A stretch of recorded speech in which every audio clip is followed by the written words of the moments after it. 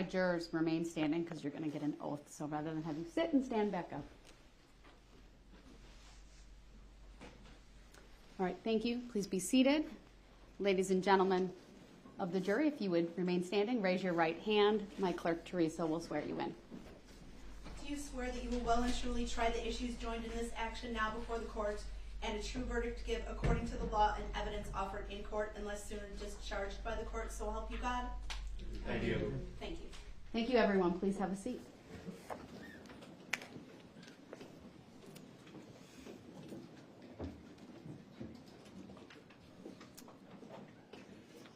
Before the trial begins, there are certain instructions you should have to better understand your functions as a juror and how you should conduct yourself during the trial. Your duty is to decide the case based only on the evidence presented at trial and the law given to you by the court. Anything you may see or hear outside the courtroom is not evidence. Do not let any personal feelings about race, religion, national origin, sex, or age affect your consideration of the evidence. Do not begin your deliberations and discussion of the case until all the evidence is presented and I have instructed you on the law. Do not discuss this case among yourselves or with anyone else until your final deliberations in the jury room. This order is not limited to face-to-face conversations. It also extends to all forms of electronic communications. Do not use any electronic devices such as a mobile phone or computer, text or instant messaging, or social networking sites to send or receive any information about this case or your experience as a juror. We will stop or recess from time to time during the trial. You may be excused from the courtroom when it is necessary for me to hear legal arguments from the lawyers. If you come in contact with the parties, lawyers, or witnesses, do not speak with them. For their part, the parties, lawyers, and witnesses will not contact or speak with the jurors. Do not listen to any conversation about this case. Do not research any information that you personally think might be helpful to you in understanding the issues presented. Do not investigate this case on your own or visit the scene, either in person or by electronic means. Do not read any newspaper reports or listen to any news reports on radio, television, over the internet, or any other electronic application or tool about this trial. Do not consult dictionaries, computers, electronic applications, social media, the internet, or other reference materials for additional information. Do not seek information regarding the public records of any party or witness in this case. Any information you obtain outside the courtroom could be misleading, inaccurate, or incomplete. Relying on this information is unfair because the parties would not have the opportunity to refute, explain, or correct it. Do not communicate with anyone about this trial or your experience as a juror while you are serving on this jury. Do not use a computer, cell phone, or other electronic device, including personal wearable electronics applications or tools with communication capabilities, to share any information about this case. For example, do not communicate by telephone, blog post, email, text message, instant message, social media, post, or in any other way on or off the computer.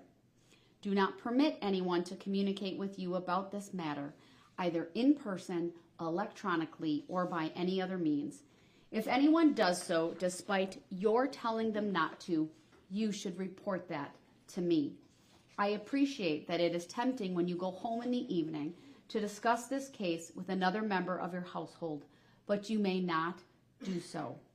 This case must be decided by you, the jurors, based on the evidence presented in the courtroom.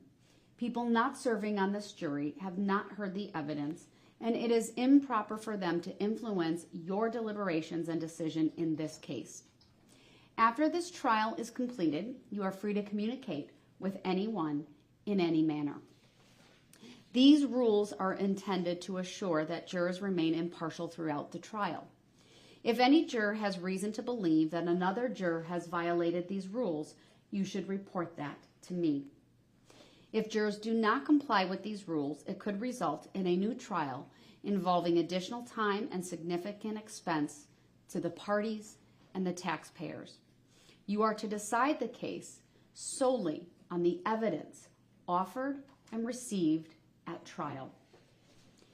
Evidence is, first, the sworn testimony of witnesses, both on direct and cross-examination, regardless of who called the witness. Second, the exhibits the court has received, whether or not an exhibit goes back to the jury room. Third, any facts to which the lawyers have agreed or stipulated, or which the court has directed you to find.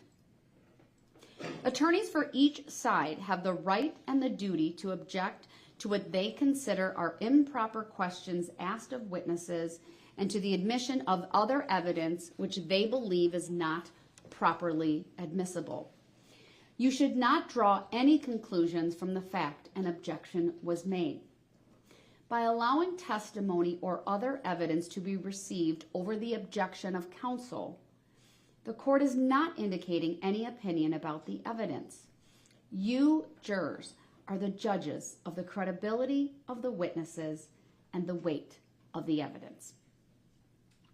You are not required to, but you may take notes during this trial, except during the opening statements and closing arguments. The court will provide you with materials. In taking notes, you must be careful that it does not distract you from carefully listening to and observing the witnesses. You may rely on your notes to refresh your memory during your deliberations. Otherwise, keep them confidential. After the trial, the notes will be collected and destroyed. You will not have a copy of the written transcript of the trial testimony available for use during your deliberations. You should pay careful attention to all the testimony because you must rely primarily on your memory of the evidence and testimony introduced during the trial. During the course of a trial, the attorneys may refer to or use police reports with witnesses. Normally, these police reports will not be provided to you. If you are not provided with a police report, you should use your collective memory regarding any reference to police reports. It is the duty of the jury to scrutinize and to weigh the testimony of witnesses and to determine the effect of the evidence as a whole. You are the sole judges of the credibility, that is, the believability of the witnesses and of the weight to be given to their testimony. In determining the credibility of each witness and the weight you give to the testimony of each witness, consider these factors. Whether the witness has an interest or lack of interest in the result of this trial. The witness's conduct, appearance, and demeanor on the witness stand. The clearness or lack of clearness of the witness's recollections. The opportunity the witness had for observing and for knowing the matters the witness testified about. The reasonableness of the witness's testimony. The apparent intelligence of the witness. Bias or prejudice, if any has been shown. Possible motives for falsifying testimony. And all other facts and circumstances during the trial which tend either to support or to discredit the testimony. Then give to the testimony of each witness the weight you believe it should receive. In your determination of credibility, you must avoid any and all bias based on the witness's race, national origin, religion, age, ability, gender identity, sexual orientation, education, income level, or any other personal characteristic. There's no magic way for you to evaluate the testimony. Instead, you should use your common sense and experience. In everyday life, you determine for yourselves the reliability of things people say to you. You should do the same thing here. The first count of the information charges that Jessy Kurczewski, on or about Wednesday, October 3 of 2018, at N16W26543 Meadowgrass Circle in the city of Pewaukee, Waukesha County, Wisconsin, did cause the death of Lynn Hernan with intent to kill that person, contrary to Section 940.01, Sub 1, Sub A of the Wisconsin statutes. First-degree intentional homicide, as defined in Section 940.01 of the Criminal Code of Wisconsin, is committed by one who causes the death of another human being with the intent to kill that person or another. Before you may find the defendant guilty of first-degree intentional homicide, the state must prove by evidence which satisfies you beyond a reasonable doubt that the following two elements were present. 1. The defendant caused the death of Lynn Hernan. Cause means that the defendant's act was a substantial factor in producing the death. 2. The defendant acted with the intent to kill Lynn Hernan. Intent to kill means that the defendant had the mental purpose to take the life of another human being or was aware that her conduct was practically certain to cause the death of another human being. While the law requires that the defendant acted with intent to kill, it does not require that the intent exist for any particular length of time before the act was committed. The act need not be brooded over, considered, or reflected upon for a week, a day, an hour, or even for a minute. There need not be any appreciable time between the formation of the intent and the act. The intent to kill may be formed at any time before the act, including the instant before the act, and must continue to exist at the time of the act. You cannot look into a person's mind to find intent. Intent to kill must be found, if found at all, from the defendant's acts, words, and statements, if any, and from all the facts and circumstances in this case bearing upon intent. Intent should not be confused with motive. While proof of intent is necessary to a conviction, proof of motive is not. Motive refers to a person's reasoning for doing something. While motive may be shown as a circumstance to aid in establishing the guilt of a defendant, the state is not required to prove motive on the part of a defendant in order to convict. Evidence of motive does not by itself establish guilt. You should give it the weight you believe it deserves under all the circumstances. If you are satisfied beyond a reasonable doubt that the defendant caused the death of Lynn Hernan with the intent to kill, you should find the defendant guilty of first-degree intentional homicide. If you are not so satisfied, you must find the defendant not guilty.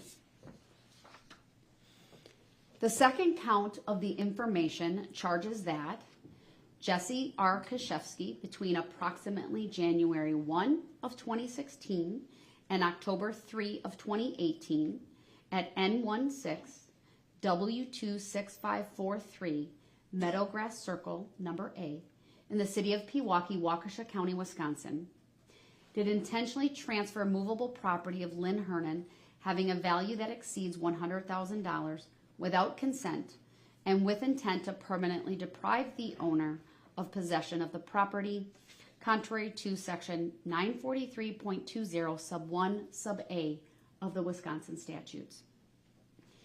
Theft, as defined in Section 943.20 Sub 1 Sub A of the Criminal Code of Wisconsin, is committed by one who intentionally transfers movable property of another without consent and with intent to deprive the owner permanently of possession of the property. Before you may find the defendant guilty of this offense, the state must prove by evidence which satisfies you beyond a reasonable doubt that the following four elements were present. 1. The defendant intentionally transferred movable property of another between January 1 of 2016 and October 3 of 2018. The term intentionally means that the defendant must have had the mental purpose to transfer property. Movable property means property whose physical location can be changed. 2, the owner of the property did not consent to the transfer. 3, the defendant knew that the owner did not consent. And 4, the defendant intended to deprive the owner permanently of the possession of the property. You cannot look into a person's mind to find knowledge and intent. Knowledge and intent must be found, if found at all, from the defendant's acts, words, and statements, if any, and from all the facts and circumstances in this case bearing upon knowledge and intent. If you are satisfied beyond a reasonable doubt that all 4 elements of theft have been proved, you should find the defendant guilty. If you are not so satisfied that all 4 elements of theft have been proved, you should find the defendant not guilty. The 3rd count of the information charges that Jessy Kurczewski, between approximately October 4 of 2018 and July 9 of 2019, at N16 W26543 Meadowgrass Circle Number A in the city of Pewaukee, Waukesha County, Wisconsin, did intentionally transfer movable property of the estate of Lynn Hernan, to wit, money, having a value greater than $10,000, but does not exceed $100,000, without consent and with intent to permanently deprive the owner of possession of the property, contrary to Section 943.20 sub 1 sub A and 3C of the Wisconsin statutes. Theft as defined in Section 943.20 sub 1 sub A of the Criminal Code of Wisconsin is committed by one who intentionally transfers movable property of another without consent and with intent to deprive the owner permanently of possession of the property. Before you may find the defendant guilty of this offense, the state must prove by evidence which satisfies you beyond a reasonable doubt that the following 4 elements were present. 1, the defendant intentionally transferred movable property of another between October 4, 2018 and July 9 of 2019. The term intentionally means that the defendant must have had the mental purpose to transfer the property. Movable property means property whose physical location can be changed. 2, the owner of the property did not consent to the transfer. 3, the defendant knew that the owner did not consent. 4, the defendant intended to deprive the owner permanently of possession of the property. You cannot look into a person's mind to find knowledge and intent. Knowledge and intent must be found, if found at all, from the defendant's acts, words, and statements, if any, and from all the facts and circumstances in this case bearing upon knowledge and intent. If you are satisfied beyond a reasonable doubt that all 4 elements of theft have been proved, you should find the defendant guilty. If you are not so satisfied, you must find the defendant not guilty. An information is nothing more than a written, formal accusation against a defendant charging the commission of one or more criminal acts. You are not to consider it as evidence against the defendant in any way. It does not raise any inference of guilt. In reaching your verdict, examine the evidence with care and caution. Act with judgment, reason, and prudence. Defendants are not required to prove their innocence. The law presumes every person charged with the commission of an offense to be innocent. This presumption requires a finding of not guilty unless in your deliberations you find it is overcome by evidence which satisfies you beyond a reasonable doubt that the defendant is guilty. The burden of establishing every fact necessary to constitute guilt is upon the state. Before you can return a verdict of guilty, the evidence must satisfy you beyond a reasonable doubt that the defendant is guilty. If you can reconcile the evidence upon any reasonable hypothesis consistent with the defendant's innocence, you should do so and return a verdict of not guilty. The term reasonable doubt means a doubt based upon reason and common sense. It is a doubt for which a reason can be given arising from a fair and rational consideration of the evidence or lack of evidence. It means such a doubt as would cause a person of ordinary prudence to pause or hesitate when called upon to act in the most important affairs of life. A reasonable doubt is not a doubt which is based on mere guesswork or speculation. A doubt which arises merely from sympathy or from fear to return a verdict of guilt is not a reasonable doubt. A reasonable doubt is not a doubt such as may be used to escape the responsibility of a decision. While it is your duty to give the defendant the benefit of every reasonable doubt, you are not to search for doubt. You are to search for the truth. The lawyers will now make their opening statements. The purpose of an opening statement is to give the lawyers an opportunity to tell you what they expect the evidence will show, so that you will better understand the evidence as it is introduced during the trial. I must caution you, however, that the opening statements are not evidence. Prior to having the state come up, I like to have the jurors just stand for a little bit.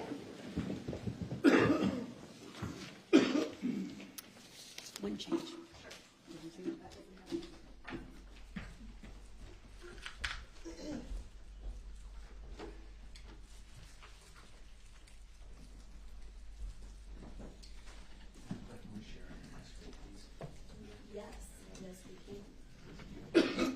All right, please be seated.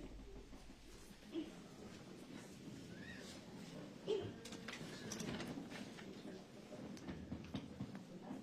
that me? Thank you. Attorney Sitzberger, you will be using the lapel. Yes. All right, you can. Did a sound check, I think. Do you need the podium at all? I do not. And Madam Reporters, you have a good view of everyone? Okay. All right. Go ahead. Thank you, Judge. Good afternoon, everyone. On behalf of the state, I'm going to take this opportunity. It's really our first and only opportunity to thank you all for your attention going forward. We talked a lot yesterday about how long this trial is going to go. That's certainly not lost on us, what we're taking you all away from. And we appreciate it. I want you to know we've all worked hard to organize ourselves and make sure we can go through this as quickly and efficiently as possible over these next few weeks.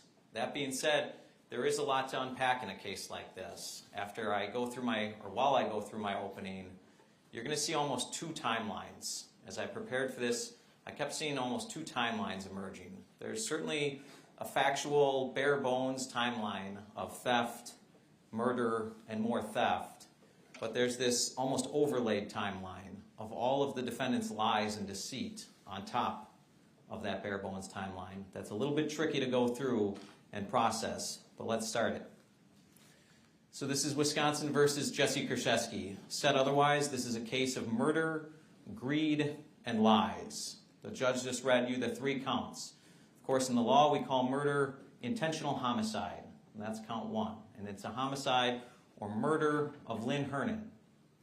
Count 2 is a theft of over $100,000 of Lynn Hernan. And those date ranges, January 1st of 2016 until October 3rd of 2018, really represent the theft while Lynn Hernan was still alive. And then count 3 is yet more theft, more greed, of theft of almost $87,000 from Lynn Hernan's estate from October 4th until July 9th of 2019, after her murder. We all come into court with ideas of what homicide or murder are and what a theft is, and certainly there's legal elements that have to be proved that the judge read to you, and we'll go through a bit more, because as the party that has to prove each of those elements to you, I want to make sure you have a good understanding of what intentional homicide is, not just sort of the classic example of somebody shooting another individual in the head and killing them. It can be many things. In this case, a poisoning.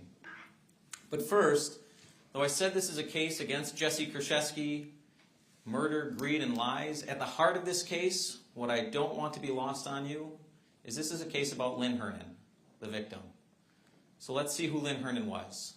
Lynn Hernon was an individual with a small but close group of friends. I think you're going to see as the evidence comes in that it was really two distinct groups of friends. On the one side was Miss Kurczewski and her mother, Jennifer Flower. On the other side was these individuals, Keith Lang, Corrine Poza, Jim Kelleher, and Anthony Poza. And you'll hear from many of them. Now, interestingly, Lynn Hernon was also an individual with no children of her own.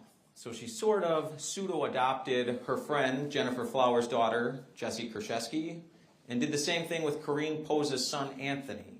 And you're going to hear that they were named the two beneficiaries of Lynn Hernon's will, or her estate. And we'll get into that a lot as well.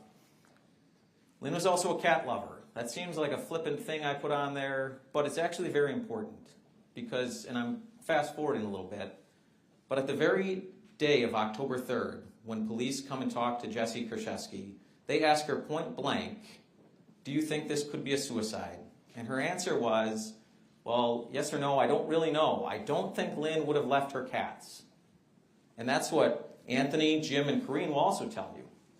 That Lynn was a person who didn't just love her cats like many people. She loved her cats. She was not going to leave her cats alone to fend for themselves or let somebody else come in and take care of these cats. The cat lover part is actually a very important part to all of this. While she loved cats, hated technology. Didn't own a computer, didn't own a smartphone, used a flip phone sort of when she had to, didn't use email, had no email address of her own, had no way of checking it, didn't know how to check it. When she paid bills, it was with cash or over the phone, making transfers through the bank over the phone, or going in person to a branch and making a payment on a credit card or utility bill or something like that. You're going to see, and we'll get into pattern of life and what that is and what that means. But Lynn was not a person to go online and pay a bill. She was not checking her credit card statements online. She was not checking email. She was doing nothing. Had no computer or any device to access the internet.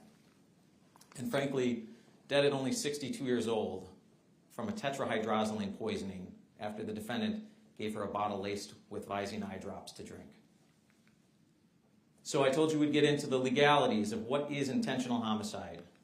Right? The judge just read these. I'm not going to go through each part the judge just read you, but I am going to highlight that we have to prove to you that Ms. Kurczewski caused the death of Lynn Hernon. I want to highlight that her act has to be a substantial factor. And certainly here you're going to hear, really in the defendant's own words, that she gave Ms. Hernon a bottle of water that she knew to be filled with Visine eye drops. Second element, that Ms. Kurczewski was aware or intended to kill Lynn Hernon.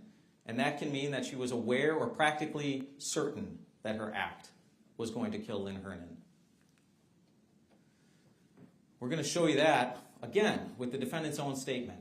And when she's talking to detectives after she's told, because there's many versions of the defendant's statement, and they constantly change as she gathers more information through law enforcement. But ultimately, she admits to giving that bottle with Visine in it for Lynn Hernon to drink. And when the detectives ask her, well, did you know that was going to kill her? She says, I was sick because I knew it could kill her. And you're going to hear that knowing that, Ms. Kurczewski still left Lynn Hernon alone, left her house. In fact, you're going to hear that she didn't spend the day worried about Lynn. She was opening a JCPenney account in Lynn's name that same morning. And she was using other accounts of Lynn to go shopping, do some online shopping, while she knew she had just given Lynn poison. Let's talk about intent. Lynn Hernon's not here to tell you what went on October 3rd, 2018. So you have to look at all of the defendant's acts, words, and statements. That's sort of subcategory 1. And then over here, you have to look at all the facts and circumstances that were going on around October 3rd, 2018 for us to show you that Jessy Kurczewski did intend to kill Lynn Hernon. Again, the judge just read this to you, but it's important. We often hear motive in TV shows and movies. The state always talks about, what was the motive? Here's her motive. We don't have to prove motive to you. That's not something in those two elements. We do have to show intent. We don't have to show motive. As this instruction said, motive is often helpful. And here it's pretty simple.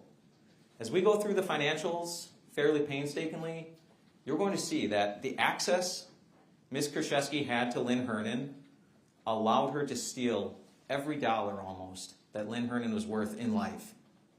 And knowing that she was going to be the personal representative of Lynn Hernon's estate, you're going to see that in or about October 3rd, 2018, Lynn Hernon became worth more dead than alive to Jessy Kurczewski. But it's important to note, intent is not the same as motive. The theft counts really go to that motive, but they're separate crimes. Again, here are the elements, verbatim from what the judge just read to you. I try as best I can in openings to let the jury know what I think your job is really going to boil down to.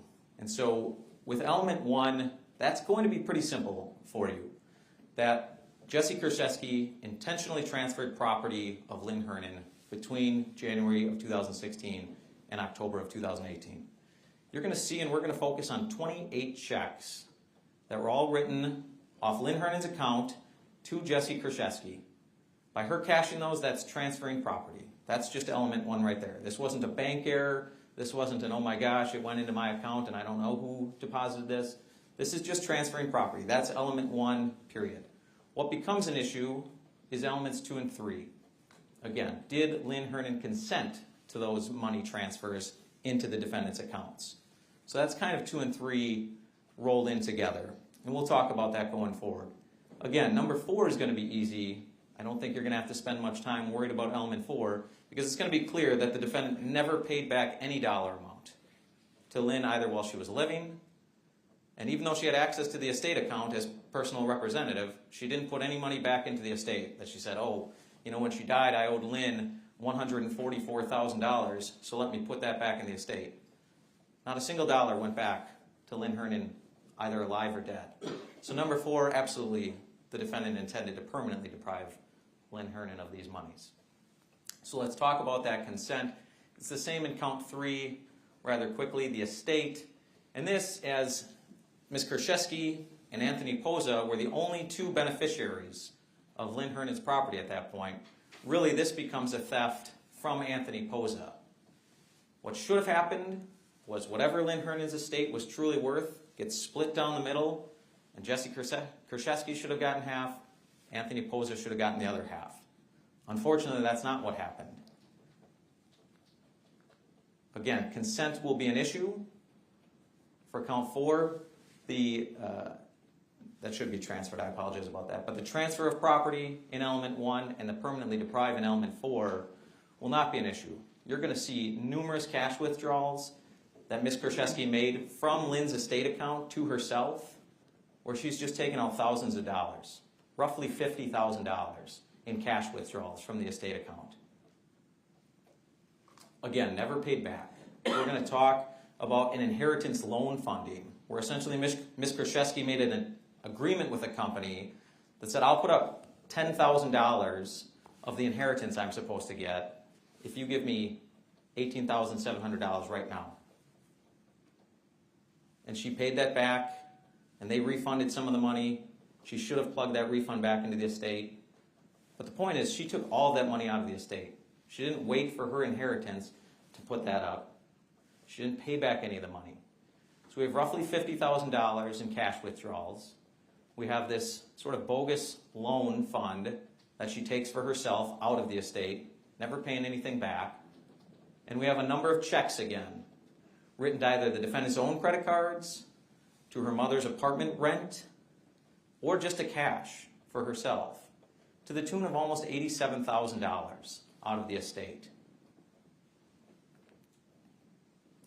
Again, I included this again because for theft, just like for the intentional homicide, again, Lynn's not here to tell you what she consented to because she was murdered on October 3rd, 2018.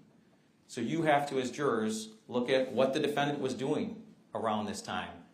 What are all the facts and circumstances surrounding this time frame now of October 4th to July 9th of 2019? So going back to count one, I kind of talked about this. But we have this murder element to this case, right? Murder, greed, and lies. The murder part is that our own medical examiner for Waukesha County has been doing this for roughly 35 years.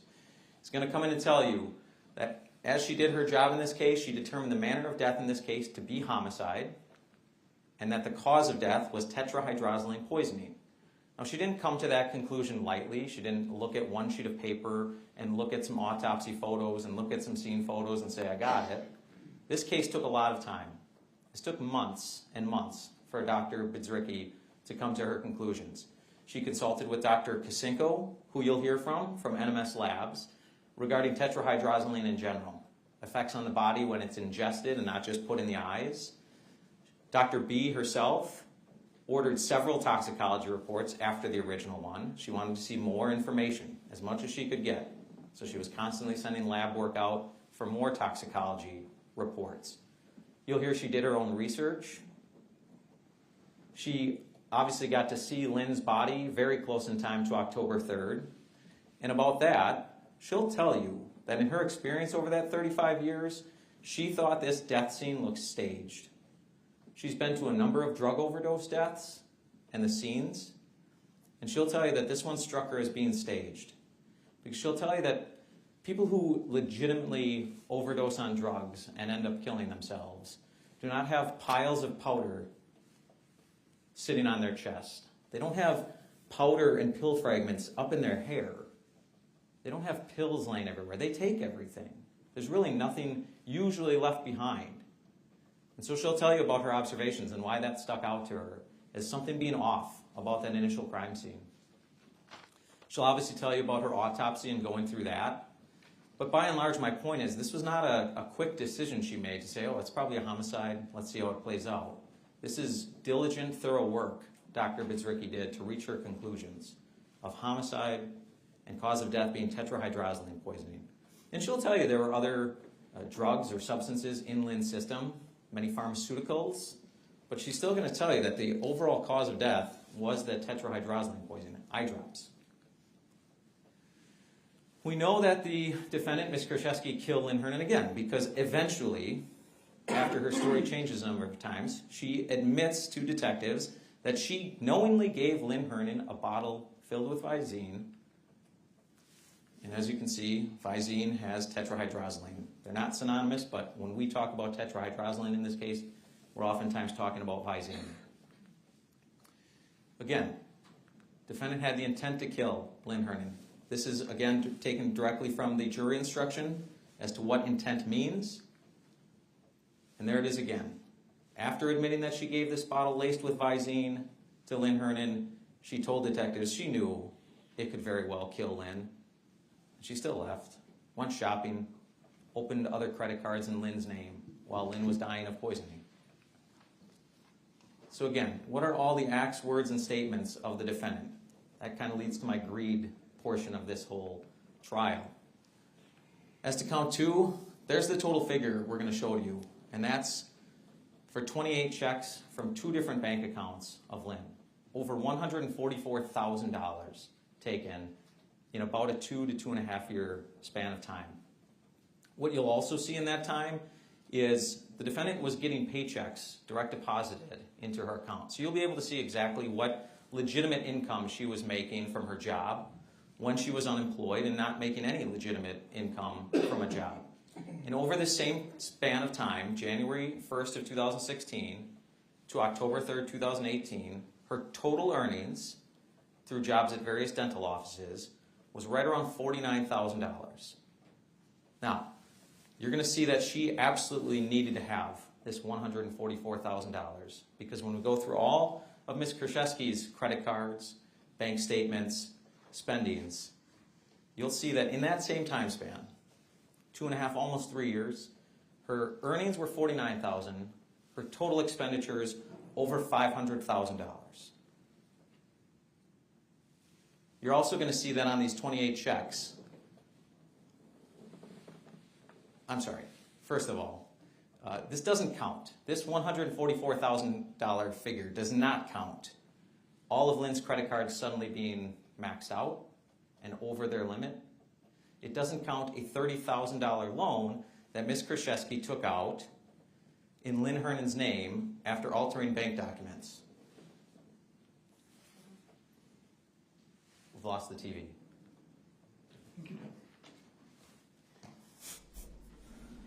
There we go. Thank you. All right. So, bottom line, by October of 2018, an account of Lynn Hernan's, which from 2014 until spring of 2016 held $250,000. Actually, there's about $500 of interest collected on that in those 2 years. By October of 2018 is down to $87.72. You're going to hear that of that significant chunk gone, Lynn Hernan made two rather large purchases for herself. In 2016, she bought herself a Jeep and paid for that out of this account. And she also bought herself some jewelry. You're going to hear that for much of Lynn Hernan's life, she lived paycheck to paycheck, dollar to dollar, until around 2014 when her mom died and left her $250,000 in inheritance.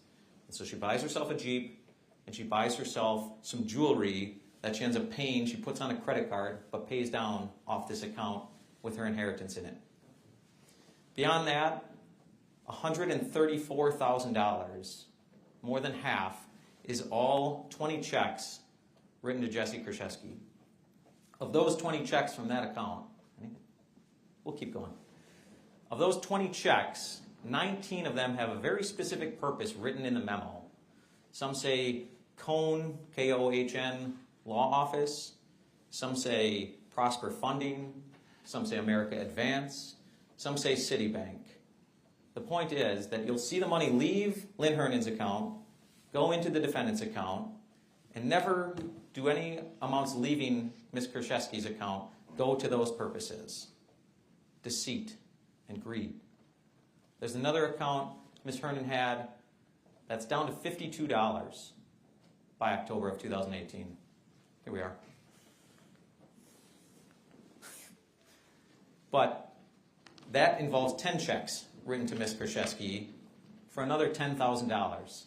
That represents that $144,000 figure. Okay, let's catch up here a little bit. And that's another point. Out of these 20 checks, there's a 21st check out of this account that's written to the Jeep dealership for Lynn's Jeep. Other than those 21 checks, not a single check will you see come out of Lynn Hernan's account to anybody else. This was not an account she was using. But Ms. Kurczewski had access, and Ms. Kurczewski knew that Lynn Hernan didn't have internet to easily check these things.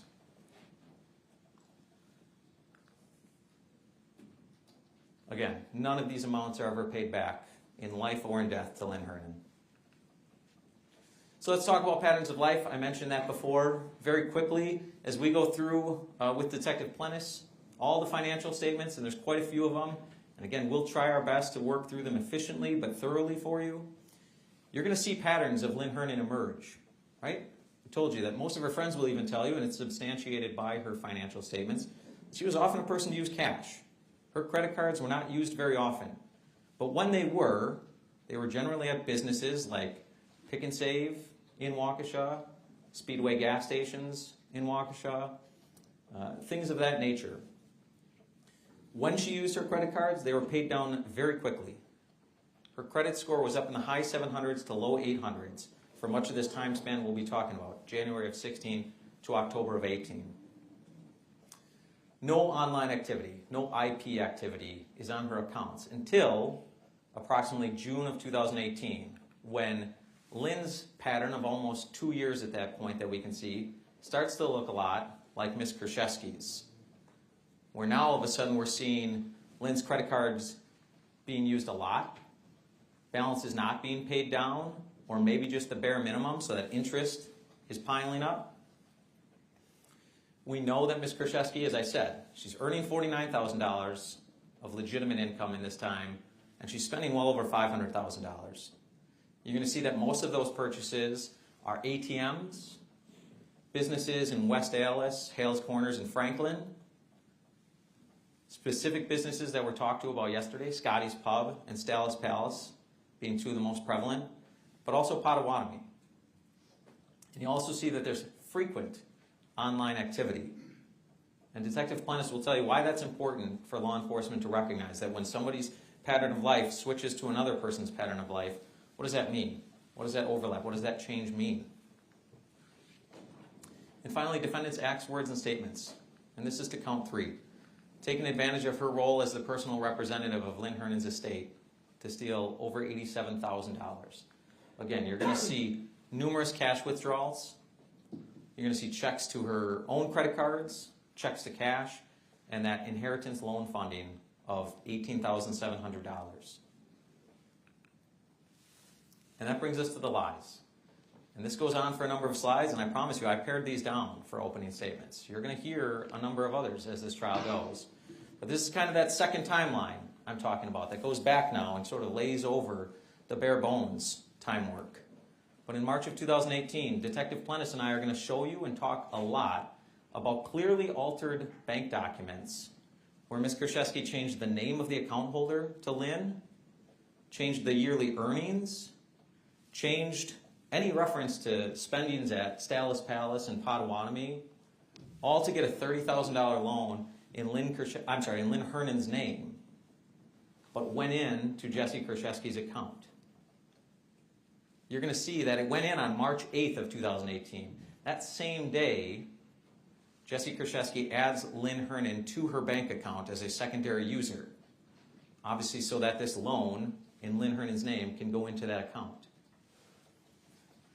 Furthermore, in spring of 2018, and you're going to hear, and Scott Craig is the former boyfriend of Jessy Kurczewski. He was the boyfriend of Ms. Kurczewski until July 9th of 2019 when she was arrested. He'll tell you that he knew of Lynn, knew who Lynn Hernan was. He thought it was a woman that Jessy Kurczewski helped care for, a family friend of Jessy Kurczewski, but he never met her. And in spring of 2018, Ms. Kurczewski tells her boyfriend, who she's living with, who they've been in a relationship for 3 years, she tells him that Lynn is in a coma at Freighter Hospital. That's sometime in spring of 2018, he remembers. Scott Craig will tell you that he believed on October 3rd, 2018, when Ms. Kurczewski tells him over the phone that Lynn has passed away, Scott Craig believed that Jessy Kurczewski was at Freighter Hospital in Lynn's hospital room. He remembers feeling bad, but ultimately not surprised because he thought this woman had been in a coma for 5 months and that it was sort of a natural outcome. Ms. Kurczewski never came clean to Scott Craig. It wasn't until July of 2019 when detectives show up at his door and tell him that Lynn Hernan did not die in Freighter Hospital. She was not in a coma for 5 months. And you'll hear a jail call between Ms. Kurczewski that she makes to her boyfriend a few days after her arrest, Scott Craig, where he's furious that she lied to him about such a huge thing. And you'll hear her try to say, it's only one thing. It's only one thing. What's the big deal? On October 3rd, as we talked about, she's using Lynn Hernan's credit cards even after giving her this bottle of poison. She's opening up a JCPenney card. She's using that JCPenney card immediately after opening it, about 10:30 in the morning. We move to October 8th of 2018. She goes and picks up Lynn Hernan's jewelry from the medical examiner's office, and within 2 weeks is selling 3 pieces of jewelry to Robert Hack. And what's interesting about this is that Robert Hack makes you declare how long you've owned an item before they're just going to let you sell it. Right? They don't want people just taking things that aren't theirs and coming in and selling it and getting the money. Ms. Kurczewski fills out 3 separate forms saying one of these items that she picked up 2 weeks ago, she's owned for 2.5 months. Another one that says she owned it for 3 or 3.5 months. And the third piece she says she has owned for 6 months. Moving to later in October and early November of 2018, you're going to see that there's even more credit card activity for Lynn Hernan's credit cards, weeks after she's dead. In January of 19, here's another big one that involves Scott Craig. He wakes up one day to hear from Ms. Kurczewski, who went out the night before, There's a big text message conversation where she's claiming she feels very sick and thinks she was drugged at the bar last night. She elaborates and she goes on to say, I had to go to the hospital. This is very serious. And she says, in January of 2019, and it's important to know that Dr. Bedzricki had not yet made a determination of the cause of death to be tetrahydrozoline poisoning, and the detectives had not told Ms. Kurczewski what that cause of death was because it hadn't been made yet. And yet here she is telling her boyfriend that she's at the hospital and the doctors had her run tests and that she is found to have been poisoned by tetrahydrozoline. She doesn't say eye drops. She doesn't say Visine. She says they found tetrahydrozoline in my system. She tells her boyfriend that this is serious. This can kill you. In July, fast forward to July 9th of 2019, when detectives now tell Ms. Kurczewski that Lynn died of tetrahydrozoline poisoning, she seems shocked and then says, I didn't even know you could die from that. Months after telling her boyfriend, this is serious, you can die from this. Next, to February of June of 2019, the police will tell you all about how they go through people's phones. They went through Scott Craig's phone. They went through Jessy Kurczewski's phones. They went through some other phones, and they download them. And they're good at getting everything they can, including some deleted things. And lo and behold, on Ms. Kurczewski's phone, between February and June of 2019, they find a number of documents that she deleted from her phone.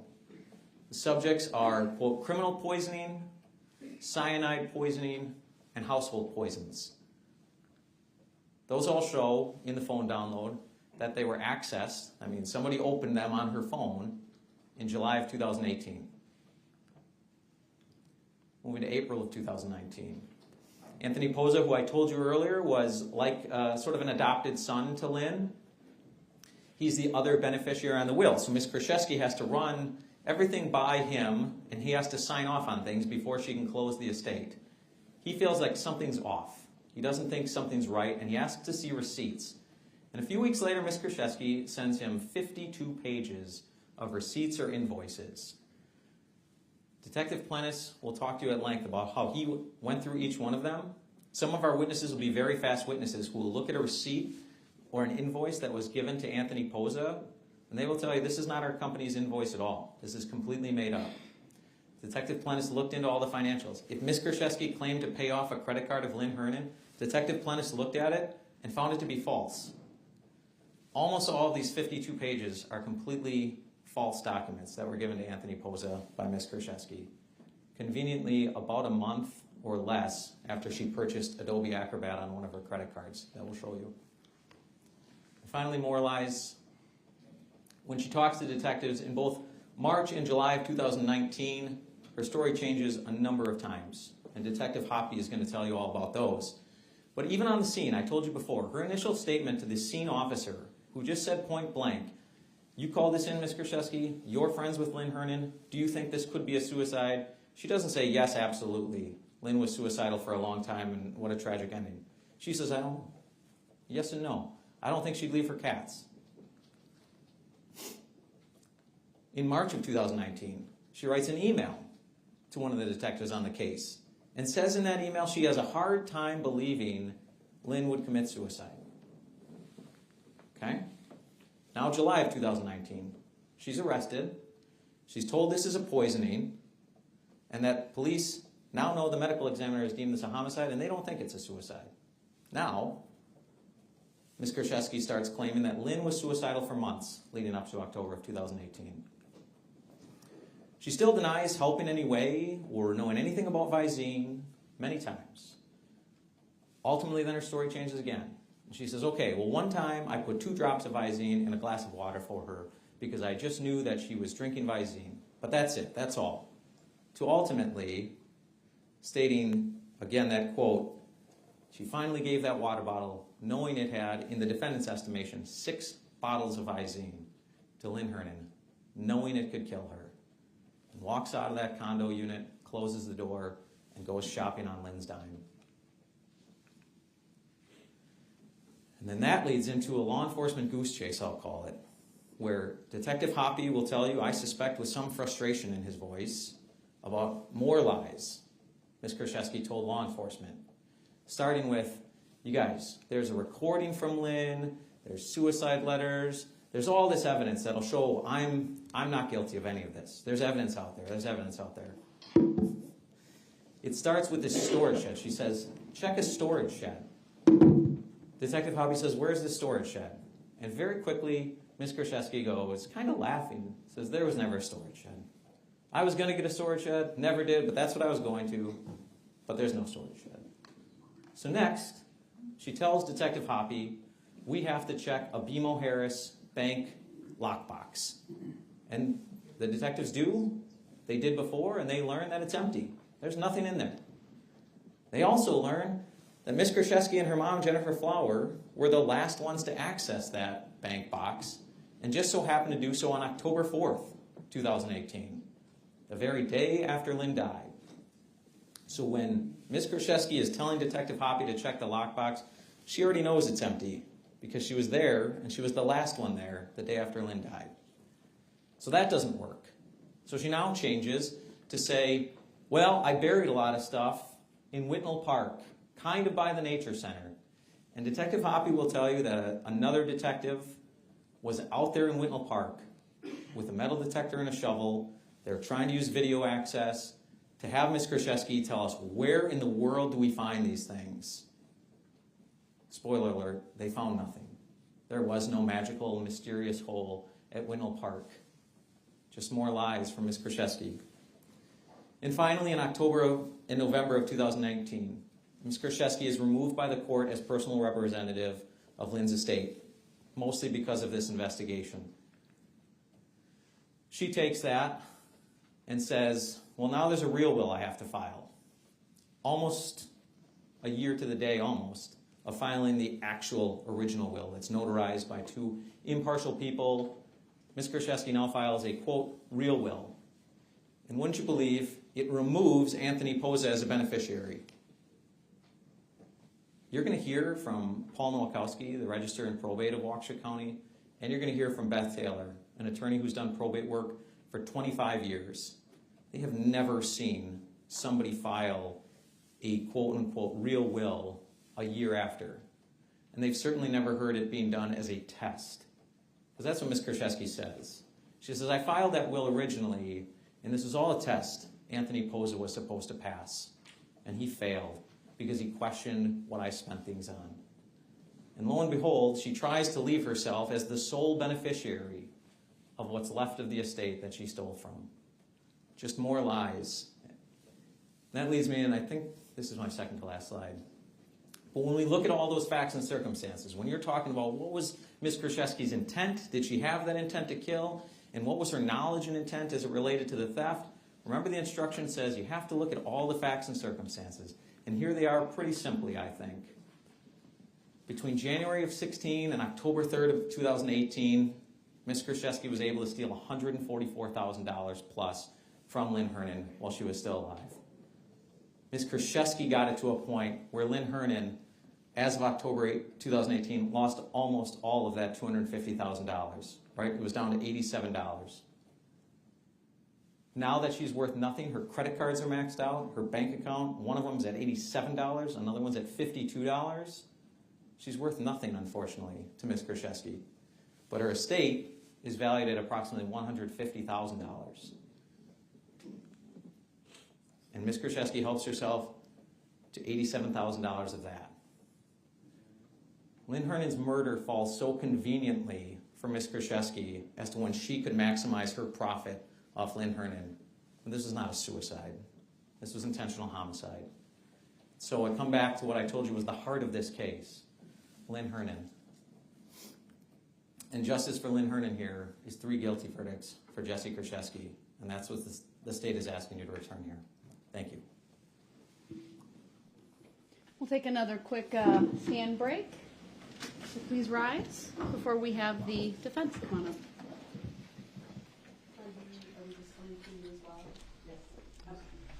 Attorney Galaviz, do you want the lapel so you don't have to worry about the microphone, or?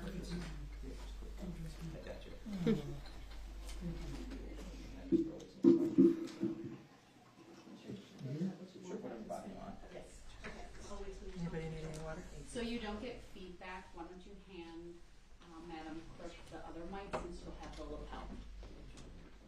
on the podium that is. Thank you. All right. Thanks, everyone. Have a seat. And then when you're ready, Attorney Gallagher. Testing, can you hear me? Yeah. I gotta get closer. I wanna see you all. Thank you for being here. This is day 2 and only maybe 15 to go. Hopefully sooner rather than later. As the prosecution says, we're gonna try to get this case done as quick as possible, but not too quick. This case is extremely important to Jessy.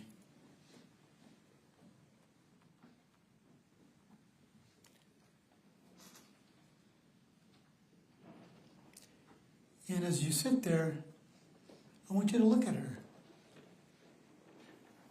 She's presumed innocent. As you sit there right there.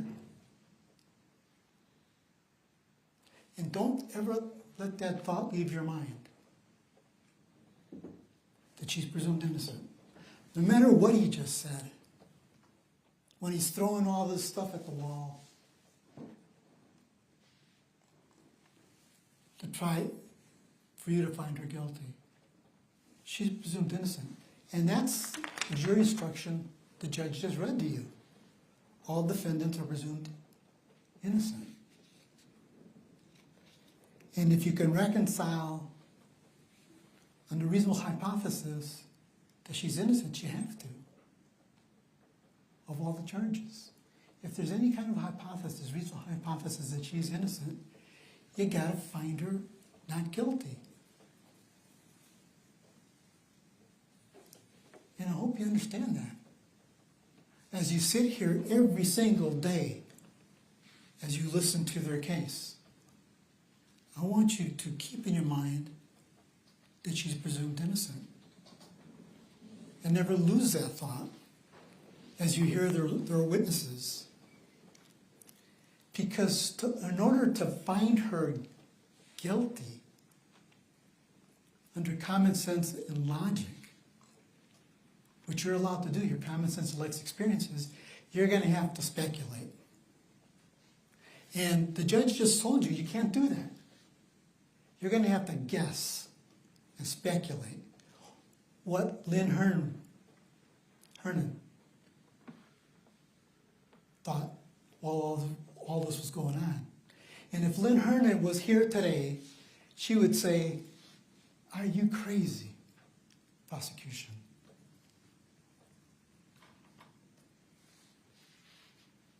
That's my daughter that you have sitting there at that desk over there. That's my daughter. She knew everything that I was doing when I was doing this. I loved her. I loved her.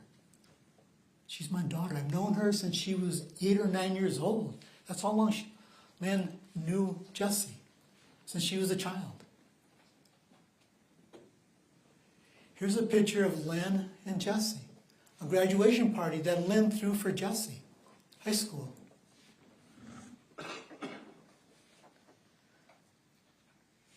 And there's more photos of Lynn. See how she's grabbing her in these photos? Look at her, how she's grabbing Jessy. This is my daughter. She's so proud of Jessy. Has her arms around her, a hand on her head.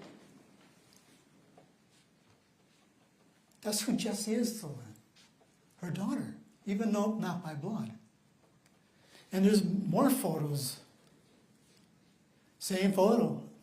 Lynn liked jewelry. She liked getting her nails done and her hair done. But she loved that person that she has her arms around. And there's more photos of Lynn and Jessy. Look how she's holding her. This is my daughter. I'm so proud of her.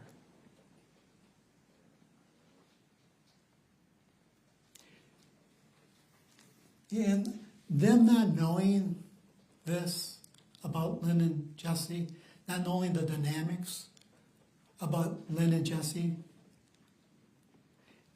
Maybe in their view of this, doesn't make sense to them why Lynn would give Jessy all this money, why a mother would give their daughter or their son money. And as he said, he's correct.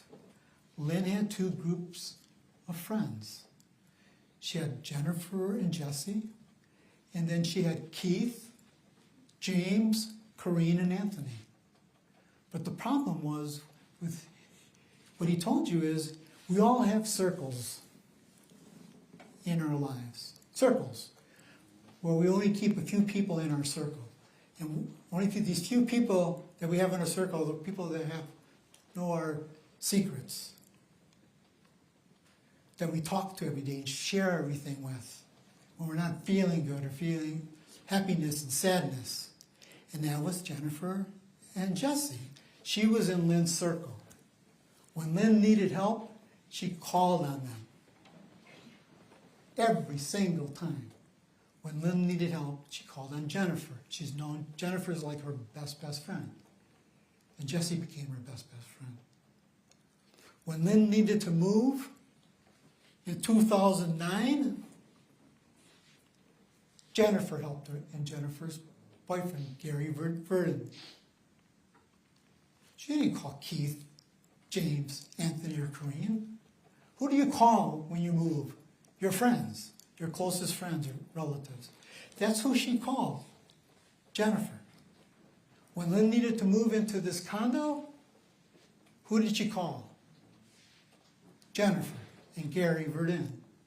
She didn't call James, Keith, Corrine, or Anthony.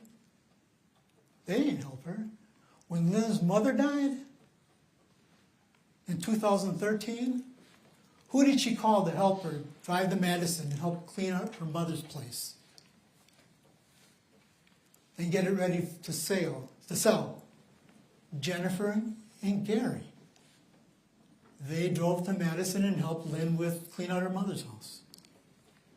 She didn't call these four other people. They weren't in her circle, that inner circle.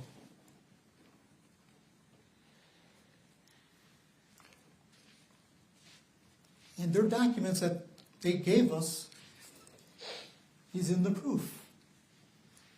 Her bank account. Lynn had all this money in two bank accounts.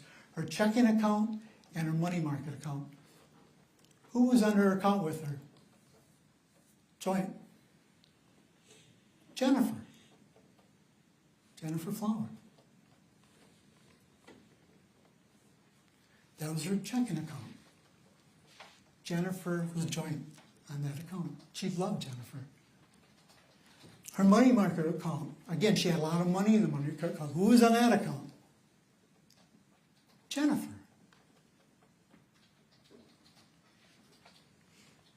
When you have a joint account, who do you put on the account again? Your husband? Your wife? Here, Lynn didn't have anybody. She had Jennifer. Jennifer, it's like together. Lynn needed help, Jennifer helped her. When Jennifer needed help, Lynn helped her. When Jessy needed help, Lynn helped her, because that's her daughter. Anthony and Corrine, they didn't need help, they had money.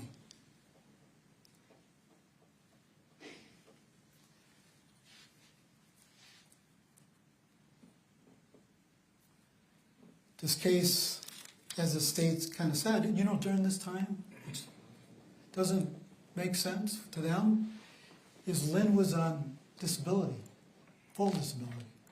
She had all this money, and she was receiving food stamps.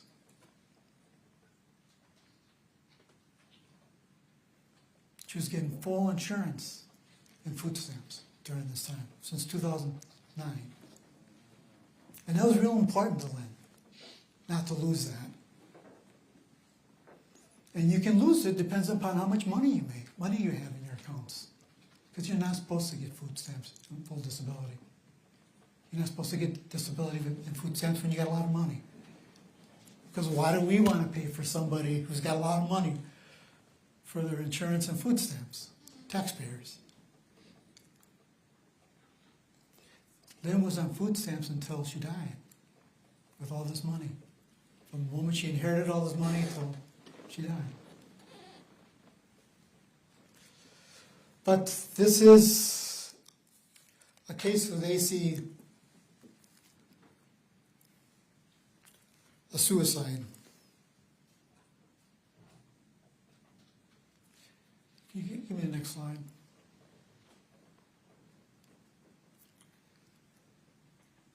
Lynn liked her vodka. And when she died on October 3rd, 2018, she had alcohol in her system.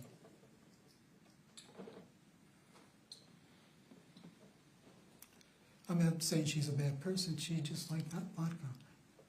She also liked Visine. I have no idea why.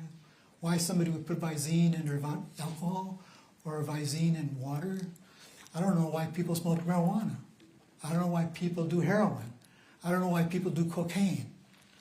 I don't know why people do fentanyl. I don't get it. But people like doing that. That stuff doesn't make sense to me, why people want to put that in their body. They like to put Visine in vodka and water. Why? Who knows? I don't know. Like, I don't know why people do heroin and cocaine. But they like doing it.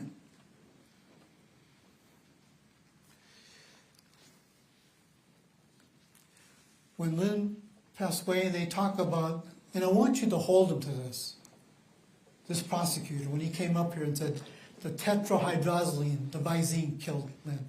You hold him to that when he came up here. That's what killed her. You know, to this day, no one's ever died from Visine.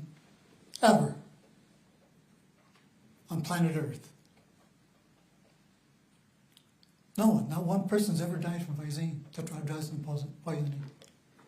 It's never happened. And I learned during this case, it's kind of like marijuana. You know, you can smoke blunt after blunt after blunt after blunt after blunt, and it can't kill you. The ingredients of marijuana. And I learned it through this case. That you can smoke all day, every day, marijuana, it can't kill you. Apparently something with your body. And it's like that with Visine. It can't kill you. Judge, I'm going to object. That's not what any of the evidence is going to come in to say. Attorney Galaviz, rephrase. Well, we'll see. These are opening statements, not arguments. Save that for your closing. But when they arrived on the scene, this is what they found at the scene. Clozapine, the one in the middle, I wouldn't be able to say it. Nifedipine. They found more prescription drugs. Empty bottles. A closer look at clozapine, that was empty. More bottles.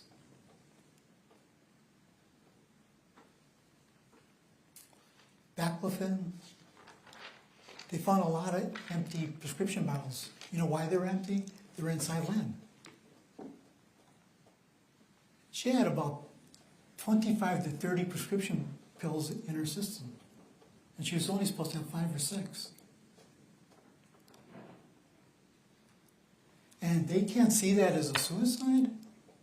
When you're only supposed to take 5 or 6 and you get about 25 to 30? You know that baclofen she's not even supposed to have in her system. And she had about 10 to 15 of those pills in her system. That clozapine, she wasn't even supposed to have that in her system. And she had about 10 of those pills. That nifedipine, she wasn't even supposed, she was supposed to have that in her system, but not to the volume that she had. She was only supposed to have 1 or 2 in her system, and she had about 7. And you'll hear from people, clozapine kills people. Baclofen kills people. Nifedipine kills people. Reported suicides with those 3 pills. And she had a boatload of that in her system. And they're saying that no, the Visine kills her. Not these 25 to 30 other pills that she had in her system, that she took, along with the alcohol.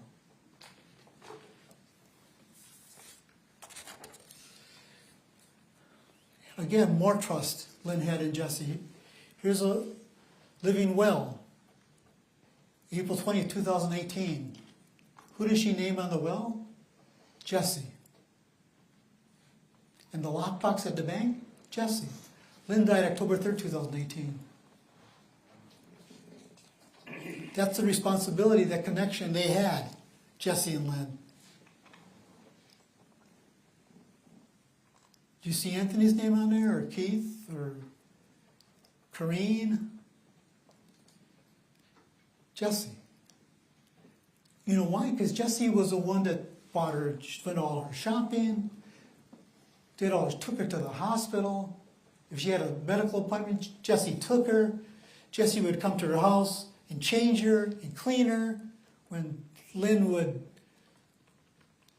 have mistakes, Jessy was the one that she would call all the time. You can have Scott Craig's going to tell you, Lynn was always calling her, like almost every single day. Jessy had to drive from Milwaukee to Pewaukee to take care of Lynn. And you can say Jessy ended up quitting her job in June to take care of Lynn, because Jessy was the only person she trusted. Jennifer was living somewhere else in Milwaukee, but Jessy quit her job to take care of her. As we all know, taking care of somebody who's in that state of mind is not easy. But Jessy would do all the shopping for her, cleaning, taking her to doctor's appointments, back and forth, back and forth. Because, again, she's in that circle. Next.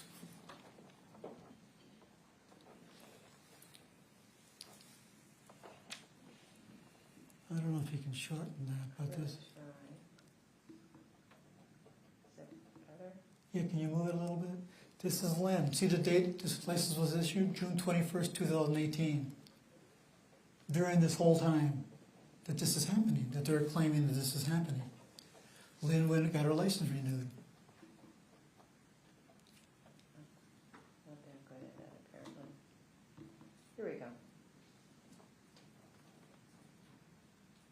And on the driver's license, you see that she weighed 150 pounds, give or take.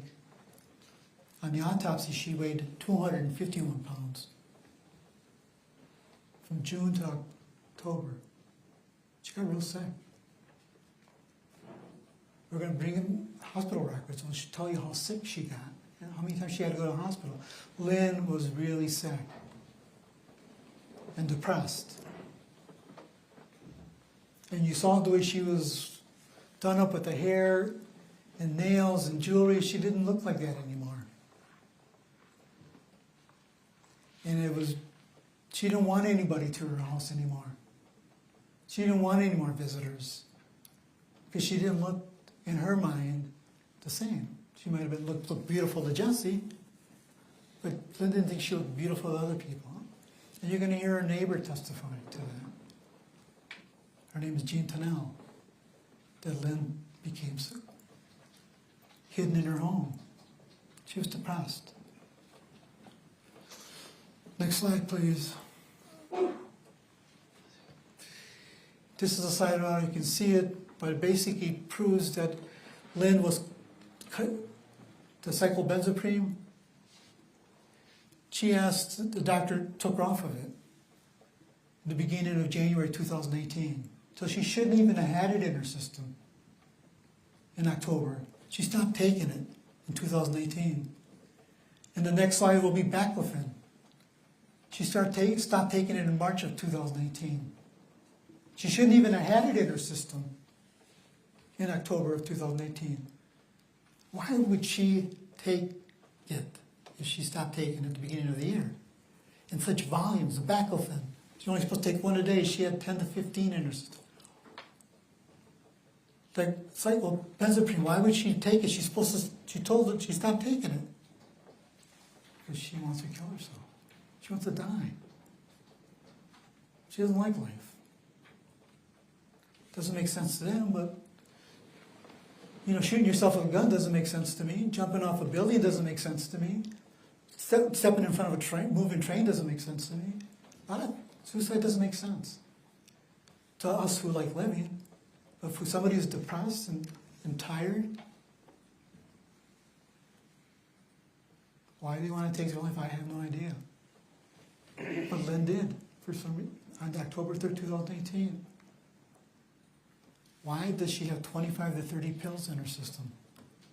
They don't think that's a suicide? That must have been the tetrahydrozoline. Next slide, please.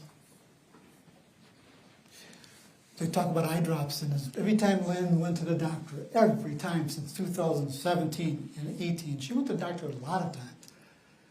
Pain management, Aurora, Waukesha. She always complained about her eyes.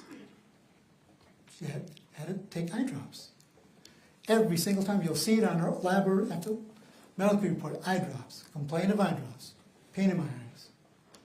And they didn't understand why she was always buying Visine. She was drinking it and using it. She needed eye drops. According to the hospital records, it's not something Jessy made up. It's in the hospital records. You'll see Aurora, pain management, Waukesha, eye drops. Complaining about pain in her eyes. Next slide, please. The medical examiner said tetrahydrozoline was what killed her. And she was also using these other baclofen. She wasn't using them. She shouldn't have had baclofen in her system again. She shouldn't have had these drugs, these other drugs. They're basically saying she took these voluntarily, these other 25 to 30 pills. She took those voluntarily, along with the alcohol. But the tetrahydrozoline, no, she didn't take that voluntarily. That doesn't even make sense. You're saying she took 25 to 30 pills voluntarily? Again, 2 of them that she shouldn't have had in her system, but the Visine did it? Next slide, please. Again, these are all her prescription pills that we found that were found on the scene. That's just one of two pages that were found at the scene. Next slide. Also, it doesn't make sense. They're saying that Jessy set this up. You know, remember when officers arrived on the scene? Do you think this was a suicide? Do you think Jessy would be jumping up and down? Yes, yes, yes, yes, yes. It's a suicide. This is definitely a suicide. Yes. You know what she said? She goes, I don't know. I don't think so. She said, well, I don't know. You don't want to think the worst, but you know, she would have been saying, yeah, for sure. She did. It was a suicide. But Jessy was being honest. I don't know. And you think if she would have set it up, and according to them, the Visine is in that water bottle, why would she leave it there at the scene with her fingerprints all over it? You know, it's like shooting somebody with a gun and then leaving the gun on the scene and running away so they can find the gun and your fingerprints on it.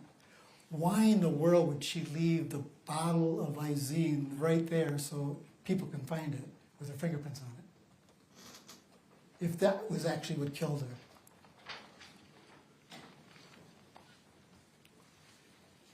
Next slide, please.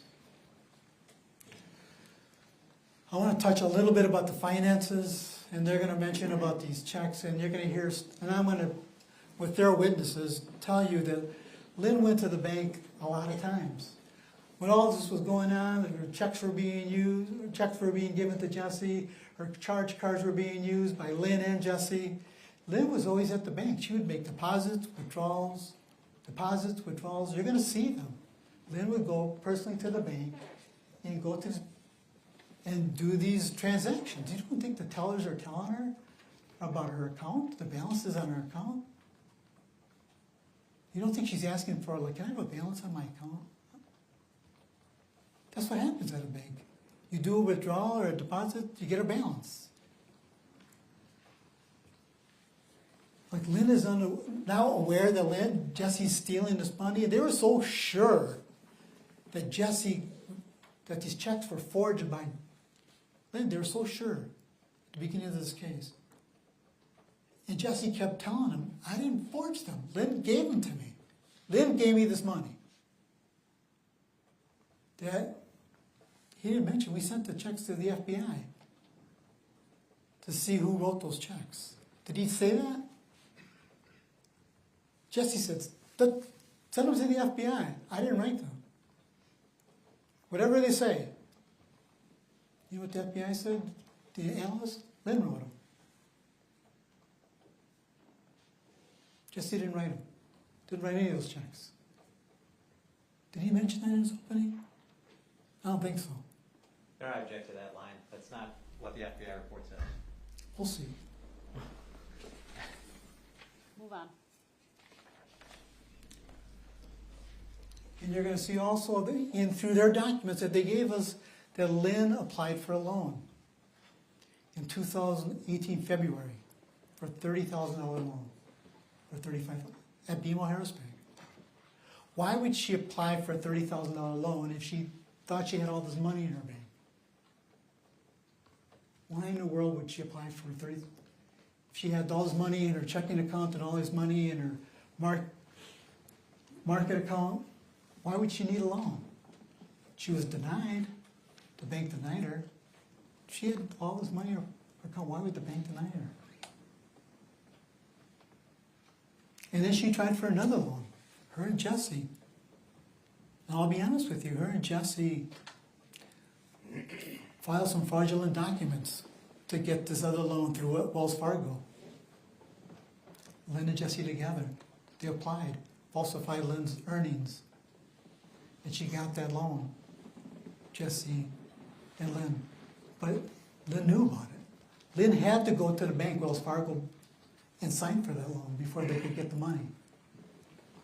Jessy and Lynn in front of the, they were together to Wells Fargo Bank to sign for that loan, March 8, 2018. Wells Fargo in Milwaukee. Again,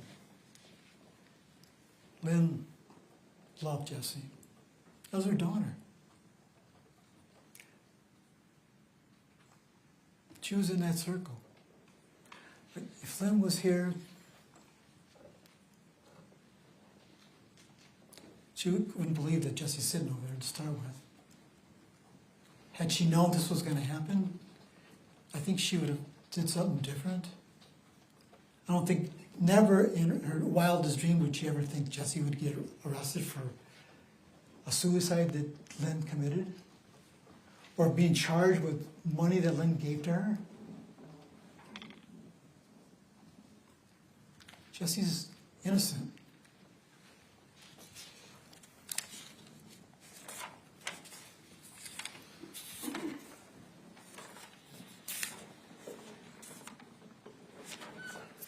You know, when he talked about that, the people from probate said, we never seen this will like this. You know what the medical examiner is going to tell you? I've never seen tetrahydrozoline before either. This is my first time ever. This is when she gets up there and testifies, she goes, I've never, ever seen tetrahydrozoline. I had to research it and talk to people and read literature about it from the experts. And one of those experts is named Henry Speller, leading expert in the world on tetrahydrozoline poisoning. And you're going to hear from him. We're going to bring him in. Literature that the medical examiner read. And you're going to hear from Mr. Speller about tetrahydrozoline poisoning. She's innocent. Find her not guilty. Thank you, Attorney Galavis. I think it'll be a great time just to have a afternoon break and give everyone an opportunity to have a little comfort break, and then we'll come back in about 15-20 minutes with the start of testimony. All rise for the jury, please.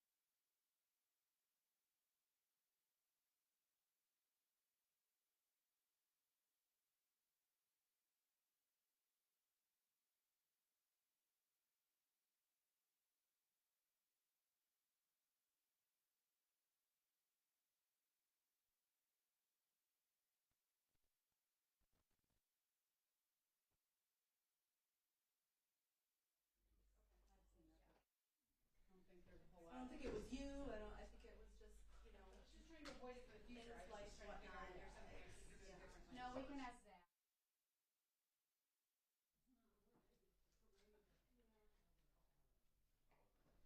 we're gonna be like a shoulder shrug. Or, I don't know. Still ask them, let them know what's happening. Yeah. Bring one in.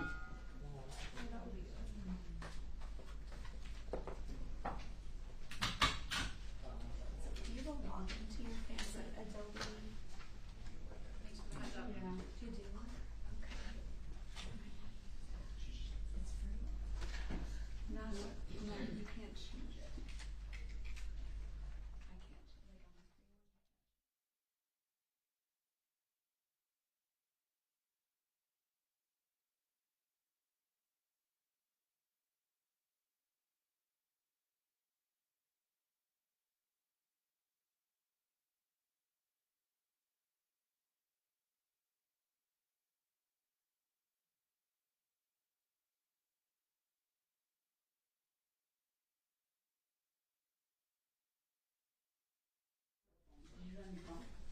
No, I'm not. I can't play this on my phone. I don't the camera. No, I have some stuff through the state, but it's an individual user. I don't, you can look away. I have something, but I don't remember what. That's just mine. It's just an account. I'll free it. All right, proof of that. Because a lot of the stuff is too big. I presume we have a witness ready to go. Yes, ma'am. Okay. Just We have 3 right now, and Debbie, please just run a few minutes behind. okay. Nice one, my judge. Okay. Can you just check to see if we have everyone back? I don't think they went here, but make sure they're all ready to go.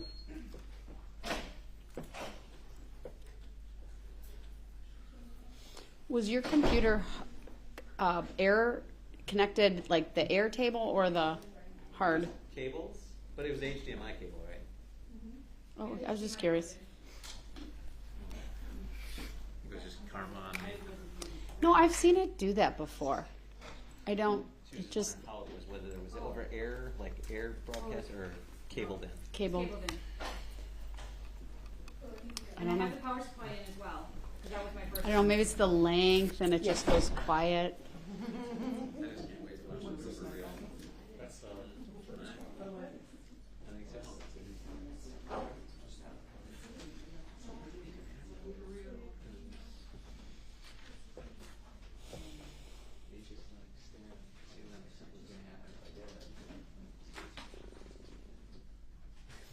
We're just waiting for the jurors to all be ready.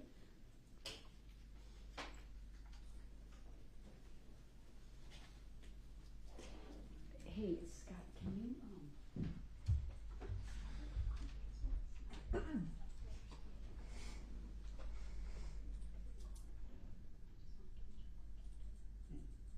know sometimes people sit back there, so you know.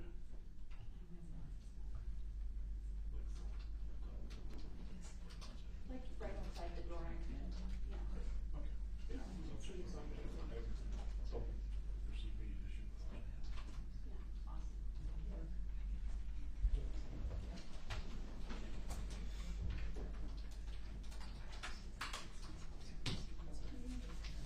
Did you make headway with the flash drive? Yes. There's just a lot of stuff that's too big. So that's why I was trying to figure out if I can open up Adobe and compress it, or if I have, which I can't do on this computer, or if I have to manually scan. So I'm just trying to figure out logistics. Probably manually scan. I might have to scan it. There are I think some there's around. one back in the cottage, which is more like the home now. Right. Well, not this one, but just.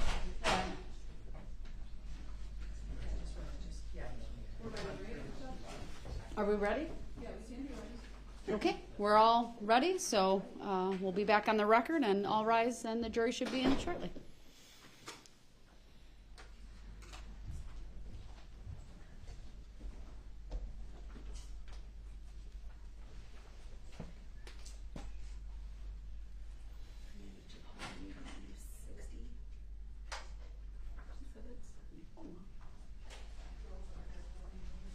Is that one back in here that you were looking at? The first one? Yes.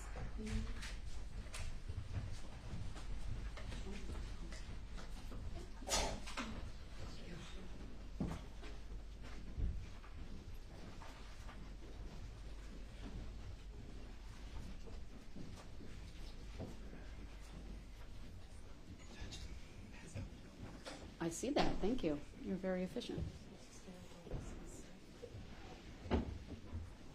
We stand for you, so when you come in, you can sit. Thank you. Unless you want to stand until you're all in.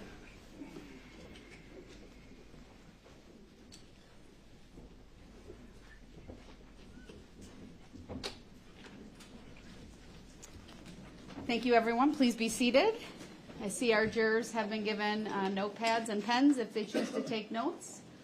With that, the state may call its first witness. Thank you, Your Honor. The state would call Deputy Rosenberger. All right, Deputy, if you would please make your way to the witness stand, which is upper riser on my right. When you get there, please remain standing, raise your right hand, and my clerk, Teresa, will swear you in. Do you solemnly swear that the testimony you're about to give shall be the truth, the whole truth, and nothing but the truth, so help you God? I do. Thank you. Thank you. Please have a seat. When you are seated, please state your first and last names for the record and spell each. Christopher Rosenberger. First name is Christopher. Last name is Rozenberger. Thank you. Go ahead. You may question the witness. Thank you, Your Honor. Deputy Rosenberger, how are you employed? Through the Waukesha County Sheriff's Department. And how long have you been employed at the Waukesha County Sheriff's Department? It'll be 13 years this January. Okay. Have you had any previous law enforcement experience before that? Yes. Okay, can you get into that? It was 6 months in the town of Dover in Kansasville. It was mostly boat patrol. Okay, so that brief stint as well as the Sheriff's Department is your totality of your law enforcement experience, correct? Yes. Okay. Did you have to undergo training to become a law enforcement officer? I did. Can you just briefly describe for the jury some of that training? In 2008, I completed the Law Enforcement Training Academy. After that, I was hired with my first department, Boat Patrol. In that department, being a part-time department, we didn't receive a whole lot of training until I became a sheriff in 2011. From then, we had a 2-week orientation class prior to becoming on the road. Once becoming a deputy on the road, I was on field training for a 20-week field training program. After our field training program, we continued to take additional classes for investigations, along with other specialty assignments that I'm assigned to right now. As being a deputy, have you had training on investigating death scenes? Yes. Could you describe that for the jury? Most of the death scene investigation has been originally through my police academy, where we had, I believe, an 8-hour, 12-hour class on investigating death scenes. From there, everything was hands-on with my FTOs, along with my in-person experience during calls. Obviously, you've had a little bit of an extensive law enforcement career, but if you could give an approximate number of about how many death scenes you've actually gone to as a law enforcement officer. For death scenes, I imagine approximately 80 to 100 death scenes. Okay. Could you describe the standard procedure for processing and assessing those death scenes? First and foremost, our first priority is arriving on scene and making sure that the scene is secure, not that there's any other injuries to anybody. Everyone there is safe first. Along with then immediately rendering aid to anyone who is injured or is dying, or checking to make sure that there's no other additional life-saving measures that we can perform. After then, we also complete a cursory search of the house or wherever the person is located to ensure that there's nobody hiding in the residence. After that, we have our fire department pretty much coincide, come in with us as we're checking the building to ensure that the person who we have located, if they could use any further medical assistance that I can't provide, such as hooking up for heart monitors, the fire department, if it's an obvious death, usually we only bring on 1 or 2 firefighters. If we think the person can be revived, we bring in as many as we can.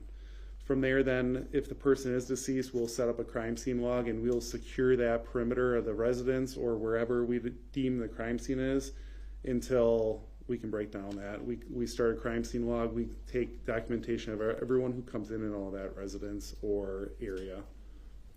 Thank you. I want to take you back about 5 years ago at this point to October 3rd, 2018. Were you on duty on that date? Yes. All right. Were you dispatched to a residence at North 16 West 26543 Meadowgrass Circle in the city of Pewaukee, Waukesha County, Wisconsin? I was. All right. On that date, can you tell me a little bit about that dispatch? We were dispatched to a suicide. I don't recall word for word the dispatch, exactly what they told us, but they did advise that a female had located her friend deceased in a residence. Upon my arrival, along with Deputy Mitch, who I was field training, we immediately responded into the residence. From there, we were advised by the fire department just shortly prior to entering the residence that the female was deceased and there was no further life-saving measures that they could do. From there, I completed a quick search of the residence for anybody lurking inside the residence to confirm that the scene was safe, not that anyone was hiding in a closet, an attic, a garage, because we want to make sure the scene is safe. I remained with Deputy Mitch, and I believe Deputy Kurczewski set up a crime scene log immediately, and we waited until further instruction. As you were securing the residence, did you make contact with anybody other than law enforcement or EMS or anything like that? Not inside the residence, no. Okay. What about outside the residence?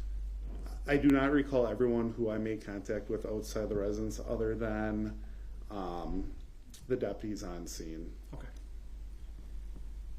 Ultimately, what was your role in the investigation when you actually got on scene? My role essentially was being a field training officer for Deputy Mitch. I essentially supervised his actions and I taught him how to investigate the scene. So I believe I did contact my supervisor. I let him know that it was in fact a death scene and that we need supervisors on scene. From there, I essentially was a shadow for my trainee to make sure that he properly investigated the incident. All right. When you guys were investigating the incident, you were shadowing him essentially. Did you walk through the residence that you went to? I did. Okay. Did you and Deputy Mitch look in the garbage or fridge during that time? I'm sure I did. I don't recall everything that I had located in the garbage or the fridge, but that is probably something I would have done. Why is that something you would do at a death scene? Once again, at death scenes, because we treating them all as a crime scene. That's essentially why we set up a crime scene log. We have a deputy posted at the door. We don't let people in or out. We don't know if this was a suicide or a homicide. We don't know the circumstances behind it. So I'm going to start checking areas that maybe give me some clues, such as items in the garbage, items in the refrigerator, along with I'm looking to see even if there's food in the refrigerator. Was this person living here not eating, or did they just buy McDonald's or food yesterday and they're actually eating and surviving? At some point, did you make contact or clearly identify the decedent? I did. Okay. And she was clearly deceased at that point? Yes. Moving forward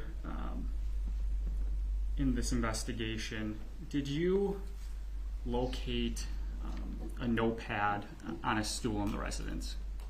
I did. After, I believe, once the detectives had been on scene and the medical examiner was on scene, she pointed out a notepad on a stool that was along like a buffet bar area behind the sink, and there was a notepad on that stool.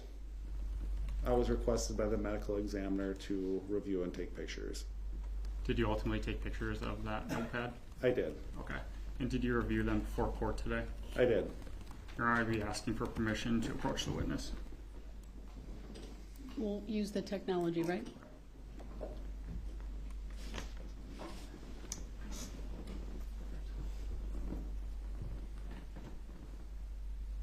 He's going to approach you electronically, so to speak. The documents that they have, the court will see, you will see, and then presumably we'll go forward from there. Let me know once you see what you want on your preview screen, and then I'll publish the witness. It's not up yet.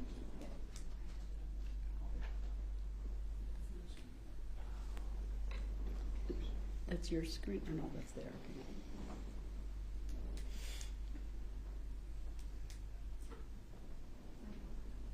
You're the state rear, so are you seeing a blue screen? Because I'm seeing a blue screen. Yeah, one of her screens is blue, but then she also does have it up. Might have to, if you're using it as a dual monitor, you have to make sure it's on the correct side.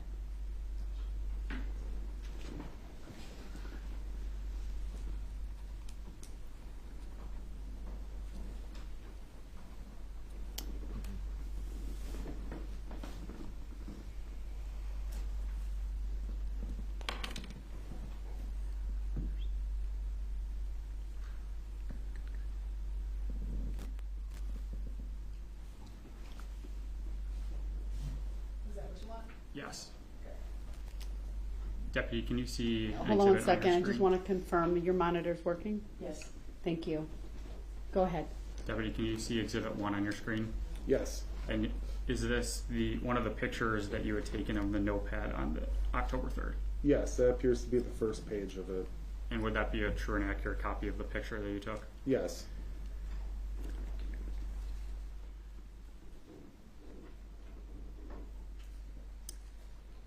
Same questions with Exhibit 2. Is this another picture of another page of that notepad?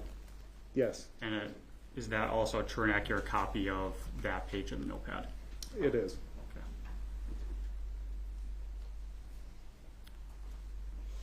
Further, this is Exhibit 3 now on your screen. Is this the third page of the notepad? Yes. And again, you took this picture, Yep, true and accurate copy of it. correct. Okay. Exhibit 4 here is the lower half of one of the pages of the notepad. Is this another picture that you took on this date? Correct. And that's again a true and accurate copy of that. It is.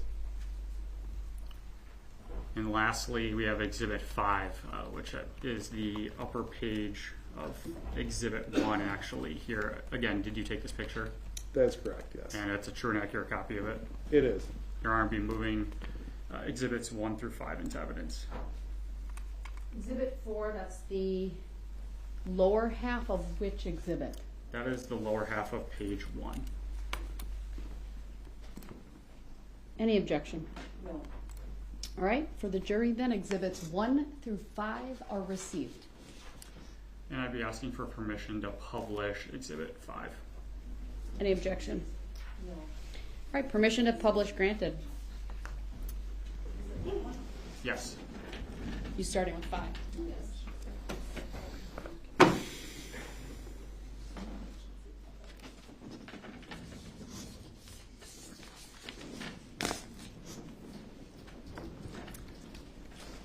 Deputy, looking at Exhibit 5, is there a date on the top of Exhibit 5? There is. Can you just tell the jury what that date is? 9/26/2015. Okay, so presumably this note would have been from 9/26 of 2015, correct? That's correct. Okay. But at least that's how you interpret it. Yes. All right. In looking at this notepad, so not even just Exhibit 5, but all 3 pages of the notepad, in your training experience reviewing these scenes, did you believe this notepad to be a suicide note or notepad? I did not. Based on some of the information we received that she's had health problems, it appeared like she was essentially telling someone how to feed her cat, run her TV, feed the animals, and how to even get a hold of her in the hospital.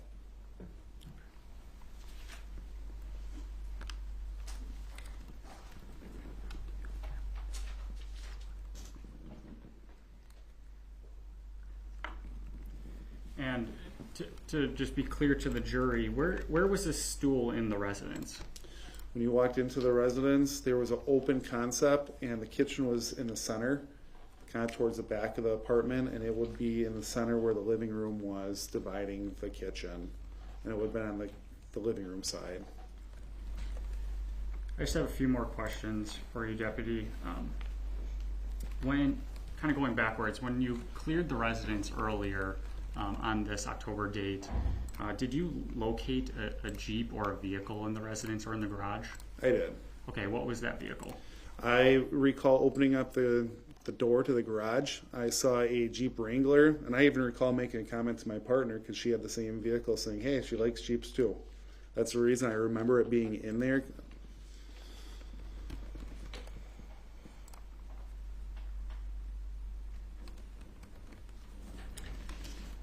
Thank you. Just one last question, Deputy. Did you have any other further duties in this investigation?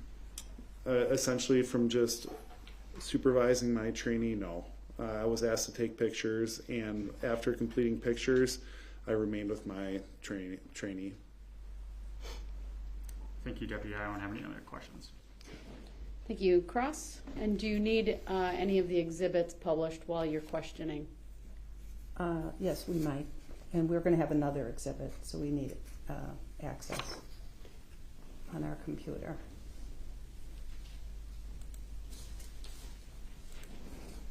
Go ahead. So, good afternoon, Mr. Rosenberger. At the scene, you made observations then, I did, yes. and you wrote a report, Correct. and your report is about a half a page. That is correct. As part of your training in law enforcement, you're told to record anything that's significant Correct. and then put it in a report form. That is correct. And you did that. I did. I documented my job on the scene. Right, which was to, you said today, to look at everything. Correct. And there's nothing in here about looking inside the refrigerator. That is correct. What you said you looked in the refrigerator. To my recollection, yes. What was in her refrigerator? Tell me the items that were in her refrigerator. From 5 years ago, I do not recall what was in her refrigerator. One of the reasons why you would put it in a report, right? I would, unless I found something that stands out to me, I would not document that in my report. But one of the benefits of preparing a report is to be able to, months or years later, to be able to go back and look at what you did at a previous date and refresh your own recollection. Correct. You read your report to refresh your recollection, didn't you? I did. And you met with the district attorney's office to prepare? That is correct. And is that why today you came in on exhibit, which exhibit was this one? Exhibit 1, and told us today that the date on the note was September 26, 2015, because they pointed out to you that in your report you wrote 2018, right? That is correct, and I'd like to answer that And further. no, I just asked you. Okay. Follow-up. And so when you were there in October of 2016 or 2018, it was your testimony that the medical examiner is the person, the deputy medical examiner is the person who told you to take these photographs? That is correct. You wouldn't have done that otherwise. At that point, I was unsure what the other detectives had fully taken pictures of. Well, you said you were in a training mode that night. That's correct. You were in charge of, you were training another person. Correct. So you were taking charge of things and telling him what he should and shouldn't do, right? My trainee, not the detectives on scene. Your trainee, Mr. Mitch, did you say? Yep. When you took photos, these photos that you showed today, did you take any photos of the refrigerator? I did not. Did you take any photos of the garbage cans? I did not. You said you looked in the garbage cans. I believe I did, yes. How many garbage cans are in that house? At this time, I do not recall how many garbage cans were in the house. Well, what was in the garbage cans? I do not recall. Okay, so you looked at them, but you have no idea of what was in them. That is correct, yes. You don't remember seeing alcohol bottles in the garbage cans. I do not recall that right now. You don't remember seeing Visine bottles in the garbage can. No. How many bathrooms were in this unit? To my recollection, I believe there were 2 bathrooms. Okay. Did you take any pictures in the bathrooms? I was not assigned with taking overall pictures of the residents. Was the medical examiner assigning people to take certain pictures? Negative, no. Okay, so somebody else was taking pictures, but if the medical examiner wanted some, you took them? That's correct. Detective Loberg had taken the initial pictures, and then that notepad was located additionally by our ME while we were securing the scene or investigating, and she asked me to take additional photographs of it, which is not very uncommon. Well, when the medical examiner provided us with copies of scene photos, who took the medical examiner scene photos? I'm sorry, can you ask that again? Do you know who took photographs at the scene for the medical examiner? Was there somebody doing that? Detective Loberg took pictures on our behalf, and I believe the medical examiner took her own photographs. Was it her, she took them herself? I believe so, yes. You saw her taking photos? To my recollection, I believe she took the photographs. Now, did you collect any of these pads as evidence? I did not. Did anybody at the scene collect these notes? Not to my recollection, no. And the note that you talked about on Exhibit 1 is a note from 2015, is that right? Correct, that's what was written on the top of it. And it looks like, can we show this exhibit? Number 1? Yeah.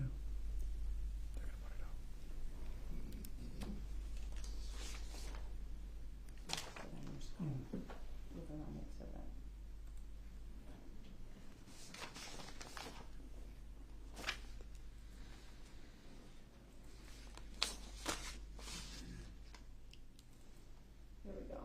Can you make it a little smaller? Sure. We're going to bring up what's already been admitted as Exhibit 1.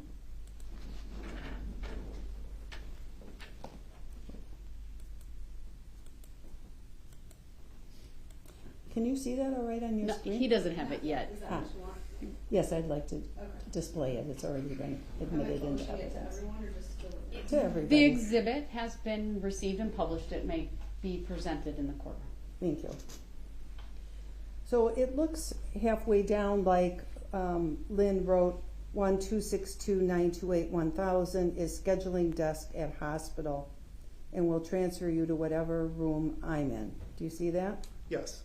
So as you read this, and a lot of this is about here's how to take care of my cats, leave the TVs on so the cats can have the TVs, don't touch the antenna. Instructions for Jenny, it looks like, right? Yes. And that's Jenny Flower. That's what it says at the top. And that's Jesse's mom, is that right? I do not know that. Okay. And she talks about her living will on here. Is that right? Can you zoom in a little bit? And this is somebody, that's okay, somebody who's going to the hospital back in 2015, right? Correct.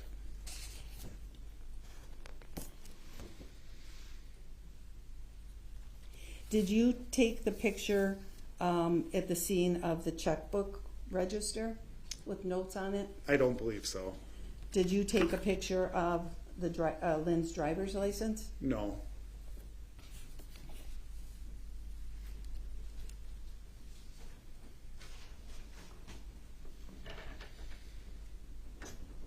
When you said the first photograph I took was of the photo identification card at 1907 hours, what photo identification card are you referring to? For us, at the beginning, before taking pictures, we actually take a photo card that has the date, the address we're at, what time, our incident report number, and location, including the person who's taking the picture. So when our detectives get these pictures, they can identify what case this is from.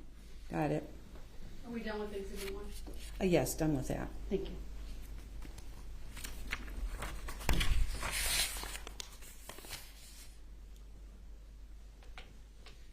Did you take make a list of of drugs that were found at the scene? I personally did not.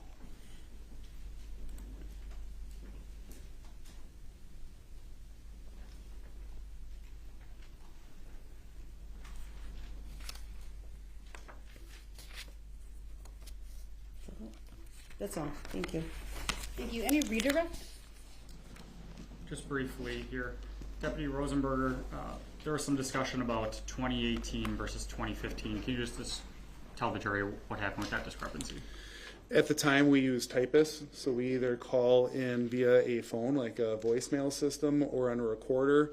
Once we were completed with our reports, that we would upload them, and typists actually have to listen and type as you're talking into the recorder. And I believe that being that discrepancy, they may have heard 2018 instead of 2015. And the jury was able to see in the Exhibit 1 here, and I believe actually in Exhibit 5, that it's clearly a note from 2015, correct? Correct. Also, there are some questions about how in your report, or lack of notes in your report, is that because nothing stood out to you on scene? At that time, no. And furthermore, being a field training officer, I'm more hands off and I'm letting them do the investigation, and I'm essentially there guiding them.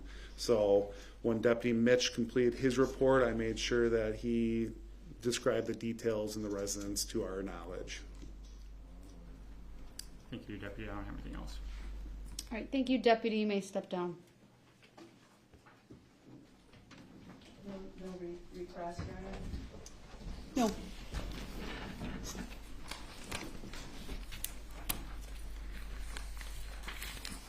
State's next witness is Kelsey Michelson. All right. Please have her come in.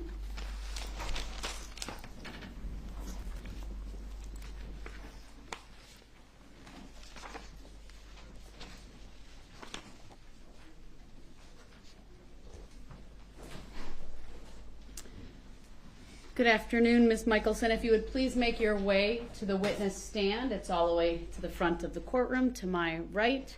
It is up a riser. When you get there, please remain standing, raise your right hand, and my clerk, Teresa, who's on the left, will swear you in. Sorry. Do you solemnly swear that the testimony you're about to give shall be the truth, the whole truth, and nothing but the truth, so help you God? I do. Please have a seat. The first thing I will ask you to do is to state your first and last names for the record and spell each. Kelsey Michelson, KelseyMichalsen. Thank you. Go ahead. Attorney Crawford, is this still your witness? Yes. Go ahead. Your Honor, I apologize. Just briefly, I'd be asking that Deputy Rosenberger be released from the subpoena. Is he under any defense subpoena? Attorney Kuklin? No, he's not. All right. He may be released. Thank you. All right, Ms. Michelson, can you just tell me what you do right now for a job? I currently work as a tech in the ER at Frater Hospital. Okay. Additionally, do you have any experience in law enforcement? Yes, I've been a law enforcement officer since May of 2018. Okay. Are you still employed in a law enforcement capacity at all? Yes, I work part-time at the Village of Pewaukee Police Department. In what sense? I'm a boat patrol officer there. All right. So I believe you said May of 2018 is your extent of law enforcement experience? Correct. All right. Can you just tell the jury the training that you received to become a law enforcement officer? I have a 2-year associate's degree that I received in 2018 as well. Additionally, I had 720 hours of the Law Enforcement Academy, which I graduated in May of 2018. I had additional training in my job as a law enforcement officer as well. Were you employed with the Waukesha County Sheriff's Department in October of 2018? I was. All right, so I think you said you had finished up your training and the academy and all that in May, so you'd been on the job for about 5 months or so, is that fair? Correct, and I was off field training at that point as well. Okay. On October 3rd, 2018, were you dispatched to a residence in the Village of Pewaukee for a death investigation? I was. It was an assist EMS. Okay. What was your role in that investigation? I received a witness statement from Jessy Kurczewski on that case. Okay. Do you see that individual who you identified as Jessy Kurczewski in court here today? I wouldn't be able to identify her. It's been 5 years, obviously, so.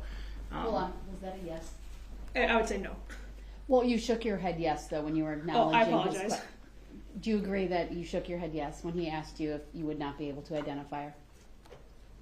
Yes. Okay, thank you. Go ahead. Sorry, it's my job to make sure if someone nods their head, shrugs their shoulders, or says, that I make sure the record's clear what you meant. So thank you. Thank you, Ms. Michelson. So you had stated that your role on scene here was to get a statement from this Jessy Kurczewski individual, correct? Correct. All right. So in part of getting her statement, did she provide a written statement to you, or was it verbal? It was both. Okay. Can you just tell me what you recall about that statement that she gave you? Yeah, so when we get a statement from witnesses on the scene of a death investigation, we go over the last 24 hours that they had with the victim. From what I remember with Jessy's statement, she stated that she last saw her around 10 a.m. that day when she left to go run some errands.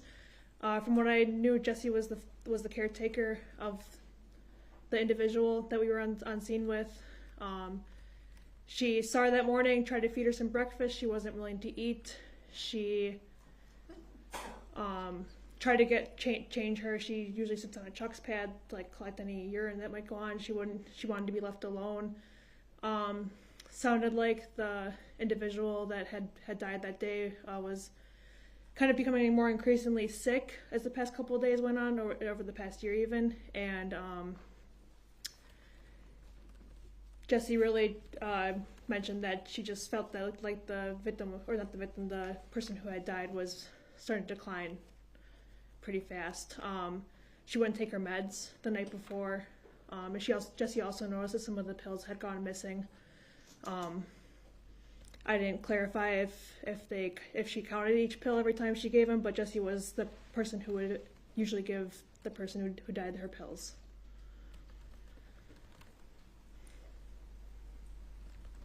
So you said you took both an oral statement as well as a written statement, correct? Correct.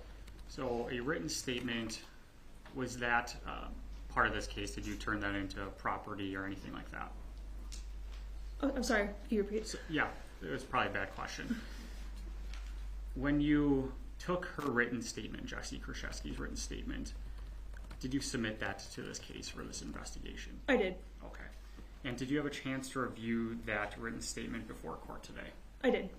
And was that written statement a true and accurate copy of the written statement that you took from Ms. Kurczewski on October 3rd, 2018? It was. Okay. I believe that is actually marked Exhibit 6.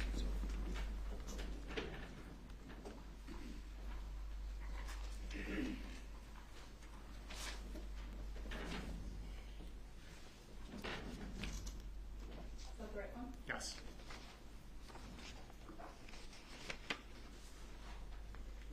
Do you see anything on your screen? My screen's black. Okay. No, I see it. All right. Exhibit 6, is that the written statement that Jessy Kurczewski gave to you? It is. More distinctly, that's the first page, correct? Yes. Ultimately, there is, I believe, 3 pages to this written statement of hers. Is that a yes? Yeah, I believe that's right. Okay. Your Honor, be moving Exhibit 6 into evidence and ask for permission to publish. Any objection? No. Exhibit 6 is received. Permission to publish is granted.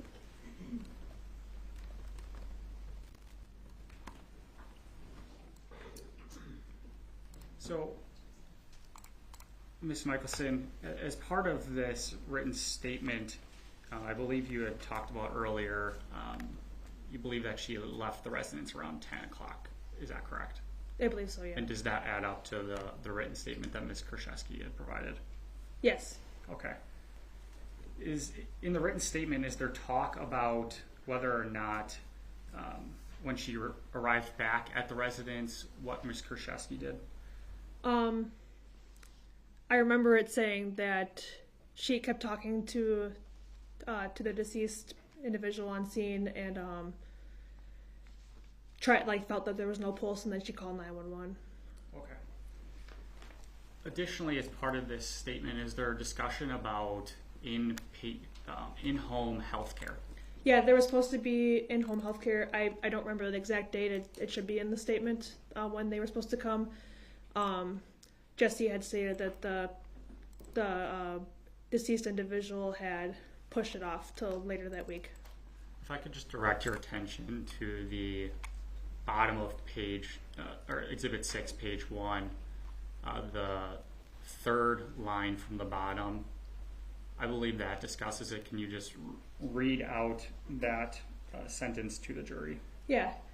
She was to have home health care come Monday this week, and she pushed them back to Friday. Thank you. Additionally, as part of this written statement, did you ask Ms. Kurczewski if she thought the decedent, who is identified as Lynn Hernan, was suicidal or wanted to die? I did. And would that be on page 3 of Exhibit 6? It is. Can you just read her answer in whole to that question, please? Yes. So Jessy's answer was yes and no. I know she loves her cats and was always worried about them, but she was tired of being sick and tired of not being able to get around like she used to.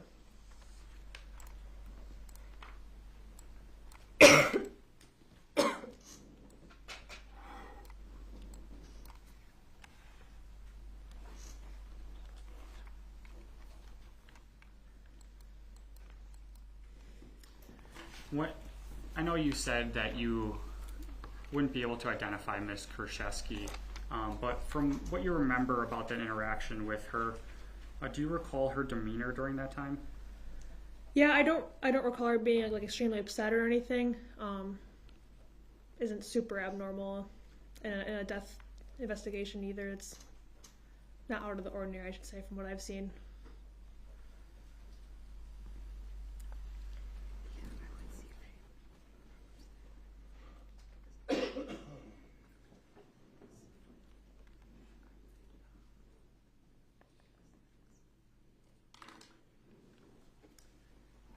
I just have a few more questions, Ms. Michelson. Do you recall what Ms. Kurczewski was wearing at the time? I don't recall. Okay. And additionally, I'm going to take us back to actually page 1 of Exhibit 6. I'm going to have you, can you just read into the record the sentence after I had errands to run, I left around 10-ish? Right around the middle of the page. Yep. I returned back shortly before 5 p.m. and just thought she was asleep. She usually is when I get here. I kept talking to her and checked her pulse and called 911. And additionally, well, you don't remember what Ms. Kurczewski was wearing at the time. At the top right, I believe it talks about what her employer would have been, correct? Correct. And filled in there as it says that she's not working at the time of taking care of the decedent. Correct. Thank you, Ms. Michelson. I don't have anything else. Any cross? Good afternoon, Ms. Michelson. So you went to the scene. I'm sorry for the interruption. Do you need the exhibit up? I'm not at the moment, no. Okay, thank you. Again, sorry for the interruption. You got to the scene, you made observations. Is that right? Correct. Did you say you were done with your field training at this point? I was. When did you finish your field training? I believe it was in July of 2018. All right. And when you arrived at the scene, were the other officers already there? I believe I arrived at the same time as Deputy Kralowitz. And what about Deputy Mitch? I believe he arrived after us. Okay. So you're one of the first on the scene. Correct. Did you review your report before testifying here today? I did. Met with the district attorney to prepare? I did. And now you're working at ER at Fredert? Correct.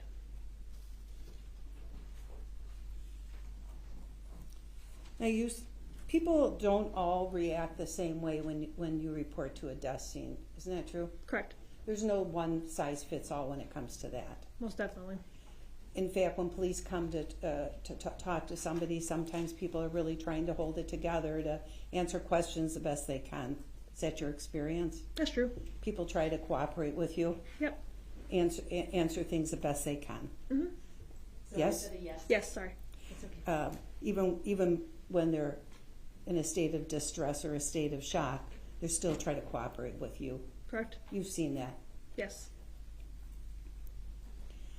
Now, when you asked, it looked when you got there and you made observations, it looked to you like a suicide, didn't it? I don't believe I ever went in the house. Oh, you never did. I don't think so. I can't recall. Were you told that it looked like a suicide? I don't remember.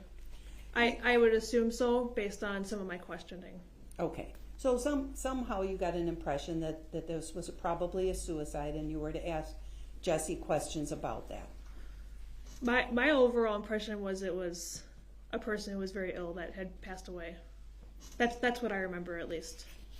And you knew that the person was very ill because one of the things that you learned is that Lynn, the deceased, had just been released from the hospital on September 28th, right?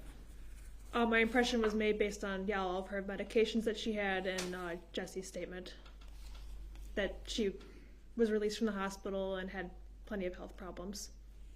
And in fact, you learned that the patient was supposed to have a health care visit on Monday, 2 days before she died, right? Yes. And the patient pushed back the appointment. That's what Jessy said. And that appointment had been pushed back to Friday. It's what you learned. Correct. And you talked about Jessy telling you that there had been some odd behavior by Lynn during the week, Correct. in those few days that she had been out of the hospital, Yes. and that she was quite sick. Yes. And Jessy told you that, for one thing, Lynn was throwing out bills Yes. and saying things like, "The hospital won't get my money." Yep, that was an understatement. And Jessy told you that Lynn's pills were off, Yes. and you didn't look to see how many pills Lynn was taking, right? No, that was Deputy Mix's job in that case, I believe. And she told, and you learned through Jessy, that Lynn didn't want to go into a nursing home. Correct. And she was constantly worried about having to leave her home because of being sick. That's what Jessy said. And worried that she was going to have to go in some kind of a facility. Correct.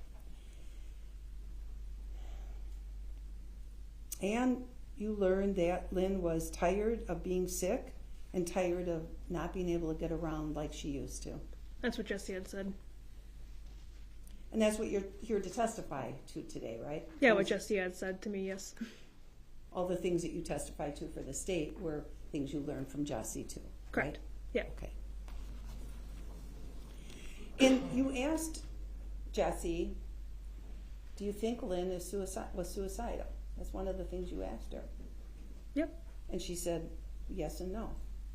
Yes. She didn't say, absolutely, this woman was suicidal. This is a suicide. She didn't do that. She did not do that, no.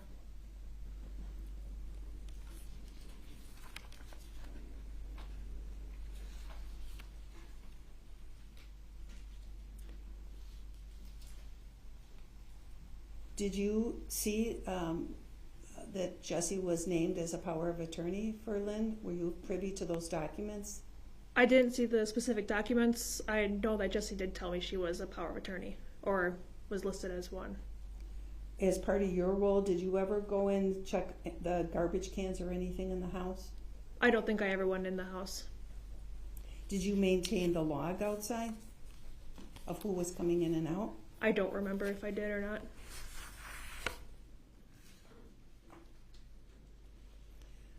Isn't it true that when you saw Jessy outside, before you started to talk to her, that she was sitting outside crying? I don't remember that. Weren't you consoling her? I don't remember that either. So your memory's really pretty vague from this day? I would say so, yes. This case didn't stand out particularly high to me, I guess, and stuff. It was somewhat of a normal work day.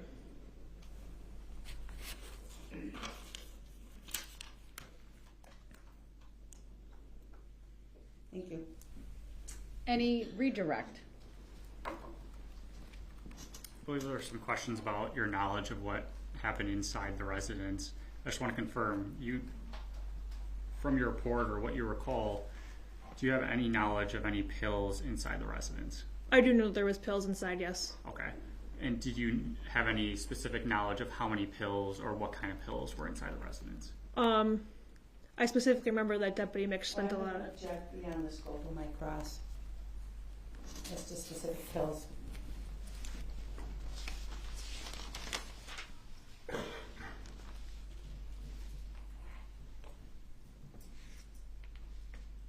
Overruled. You can continue. You may answer. Okay. Can you ask the question again, please? Yeah. So you're talking about how you had knowledge roughly that there was pills inside the residence. Did you know what kind of pills there were? How many pills there were? Those types of things? Object is calls for hearsay. I don't know. Sustained as to the form of the question. I'll move on. I don't think it's really that relevant. Did Jessy Kurczewski tell you in this written statement or oral statement that Lynn had been trying to kill herself with eye drops? No. Okay.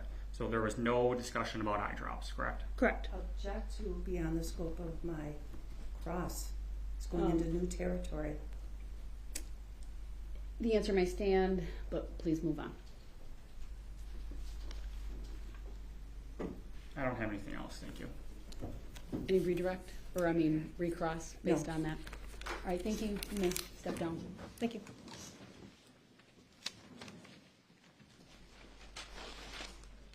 Your Honor, the same situation with Ms. Michelson. I'd be asking that she be released from her subpoena. Any objection? No. All right, that request is granted. Thank you. The state would next call Tabitha Kooks. All right.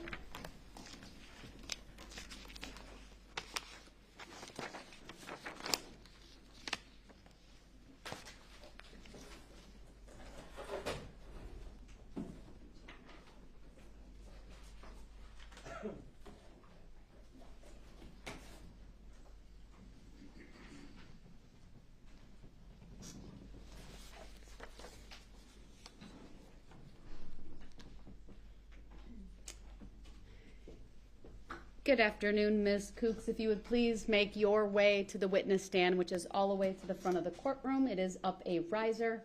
When you get there, please remain standing, raise your right hand, and my clerk, Teresa, who will be across from you to the left, will swear you in. She's to the left. Do you solemnly swear that the testimony you're about to give should be the truth, the whole truth, and nothing but the truth, so help you God? Yes, ma'am. Thank you. Thank you. Please have a seat.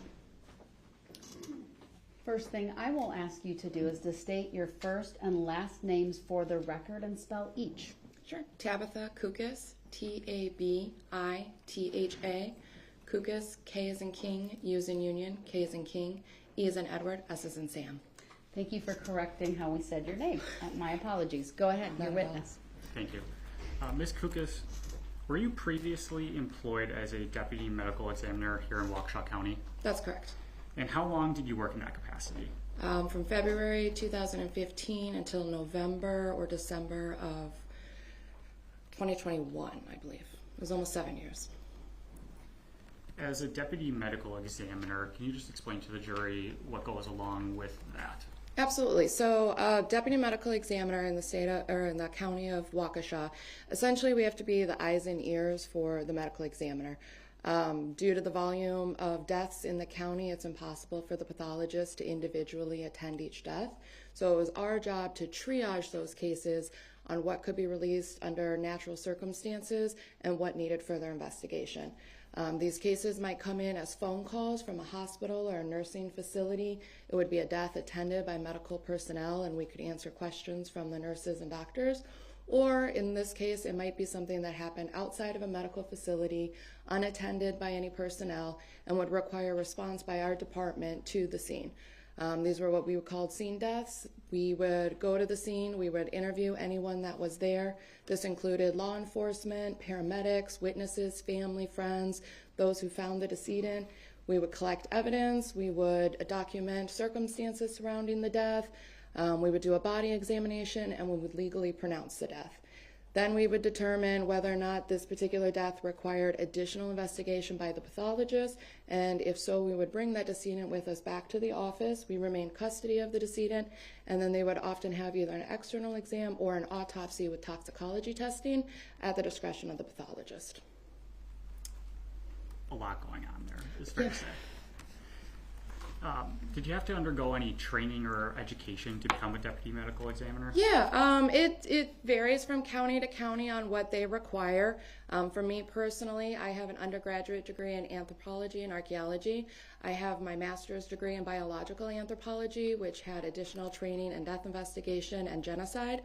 And then I also completed a training course at St. Louis University in medical legal death investigation. Additionally, after being hired at Waukesha County, we underwent yearly ongoing education training, conferences, and of course there's on-the-job training that you receive. Okay. As part of being a deputy medical examiner, I think you might have touched on it, but I want to really emphasize this here. You're involved in death scene investigations, correct? Correct. Okay. So in those investigations and in death scenes over the time of your about 6 or so years that you were a deputy medical examiner, about how many death scenes did you process? Through my entire career, I'd say over 600 were scenes, over 1,300 death cases overall.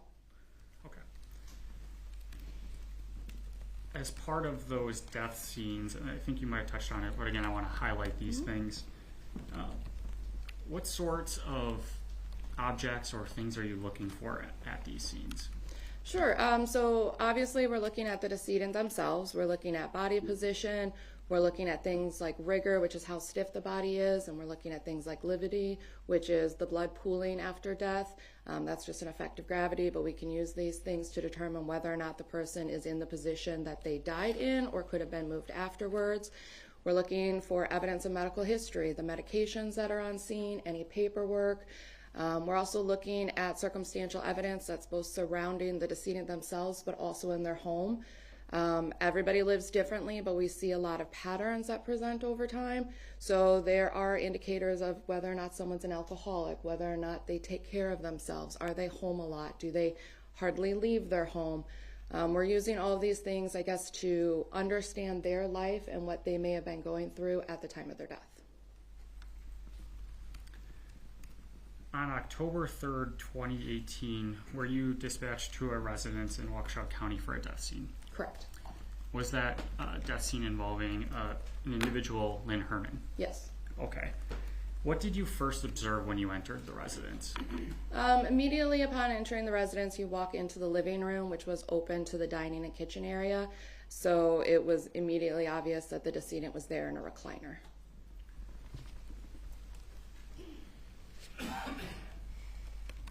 Did you ultimately pronounce her deceased? Correct. How long does that process take?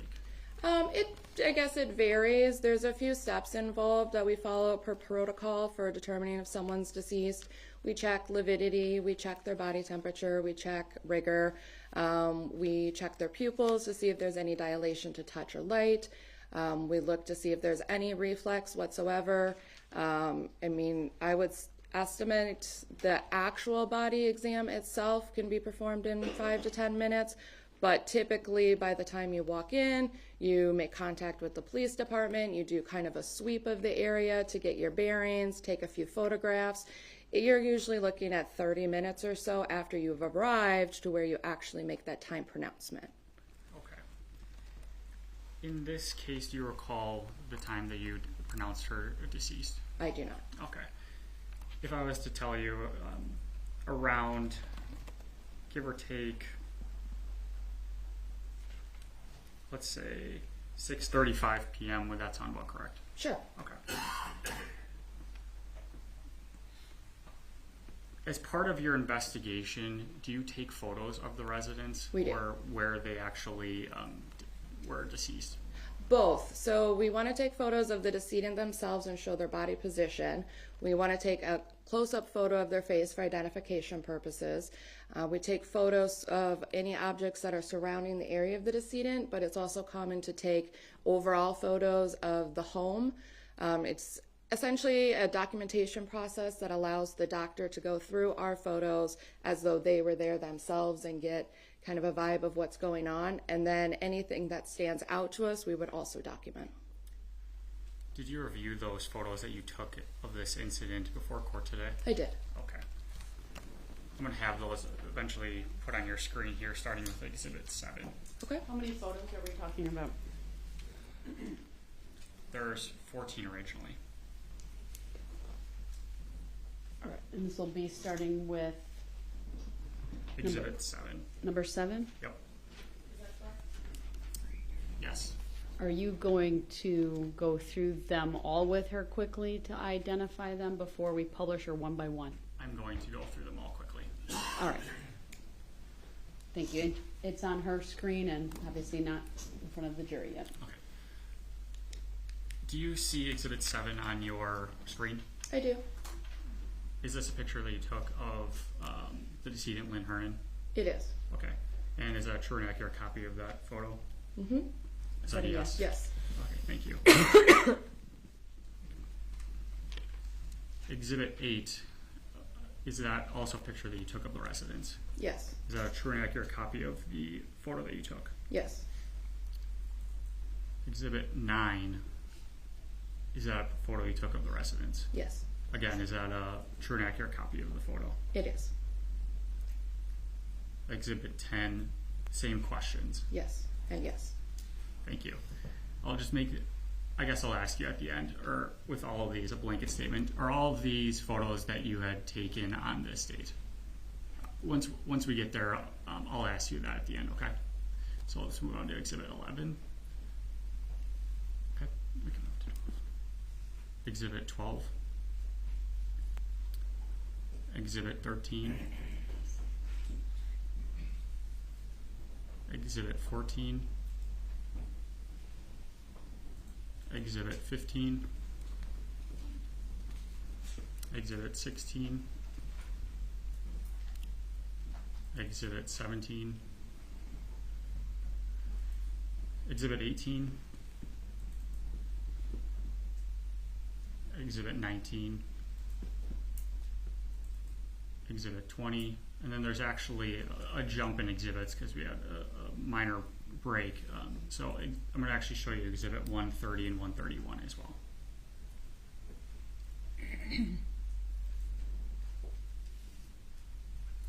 So again, all blanket questions for these. These are all pictures that you took, correct? Yes. And are those true and accurate copies of those pictures? Yes. We're going to move Exhibits 7 through 20 into evidence, as well as Exhibits 130 and 131 into evidence. Any objection? No. I'd also be asking for permission to publish all of these exhibits. Exhibits 7 through 20 and 130 and 131 are all received. Permission to publish is granted.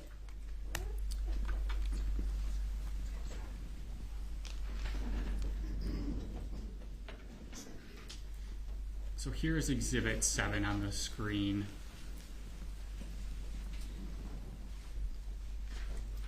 Again, this is just a picture of the deceased, Lynn Hernan, correct? Correct.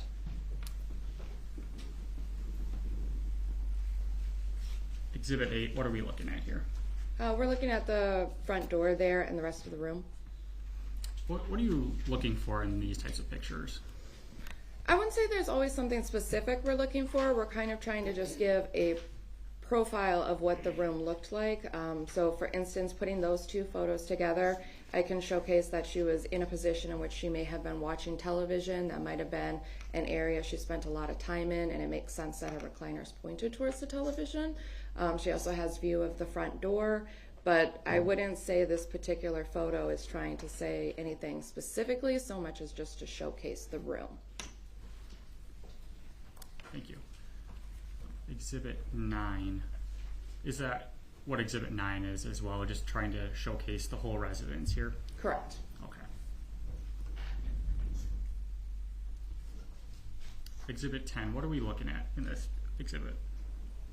This is a close-up of an area near her. I'm showcasing that she has multiple medication bottles that are within arm's reach. She has, she clearly smokes. She has an inhaler. She's got items such as pre-moistened towelettes near her. So that can be indicative that someone's spending a lot of time in that particular chair or that particular part of their house because they have daily living things near them. I'm also showing that she has multiple medications that are kind of scattered on her carpet. There's some disorganization going on. There's a spoon out of place. I'm kind of just showcasing how she lived. Okay, thank you. Exhibit 11 here, what are we looking at? This is a close-up of the medication bottles that were directly to her left. I'm trying to showcase the names that are on the medications as well as that her name is on each medication.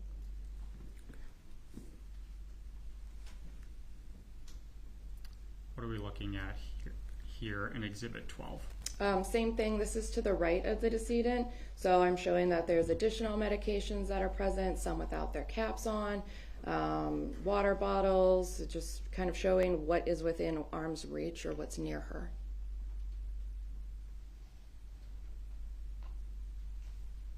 Is this a close-up of that same table? It is. And just for the record, I'm referencing Exhibit 13. In Exhibit 14, what are we looking at here? This is a close-up of her face and as well as the unknown residue that's on her chest. You said earlier that you did this for about 6 years or so. Is anything strike you as out of the ordinary with this picture? The residue on her chest, absolutely. Why? That's not something I had seen previously. It's not, regardless of what the residue is, whether it's an illicit substance or a prescription medication, that's not an appropriate way to take any medication.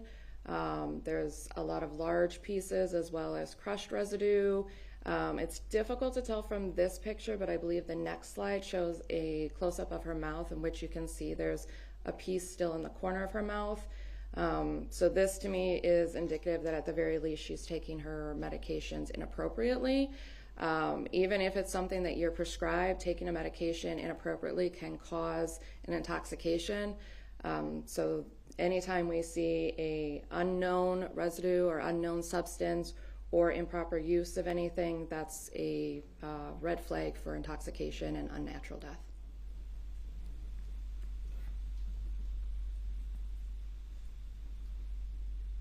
Exhibit 15, similar question. Same thing, just a different angle. This picture shows a little bit better that there is part of a tablet that's still in her mouth, and then just a different angle or different showcase of the residue. This photo does a better job of highlighting that it's multicolored, so I would imagine that to mean multiple different tablets. Most tablets don't come with more than one color, so we have different tablets that are likely crushed here.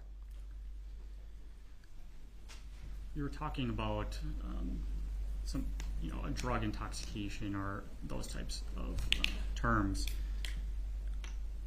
Is this layout in the way those drugs are situated on an individual typical of a medication suicide? No, I would say that's atypical. Usually when people overdose on their medications, they still swallow them. I have had cases where people were snorting particular medications to get that effect faster, but I would imagine most of us would have a very difficult time trying to snort off of our own chest. So that doesn't really explain that for me.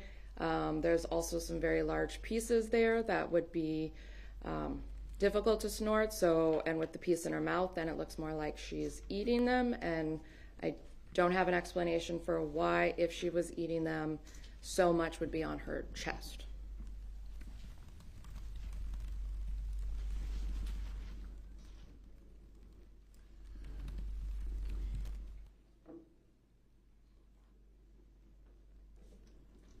In Exhibit 16 here, what are we looking at? This is a pile of documents that was in the living room directly to the right of the decedent.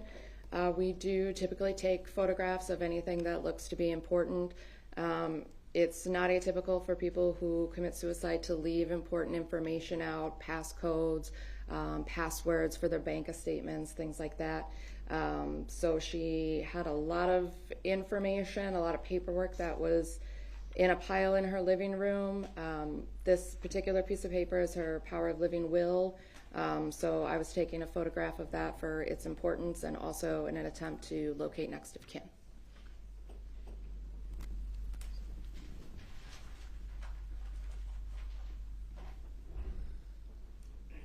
And Exhibit 17, what are we looking at here?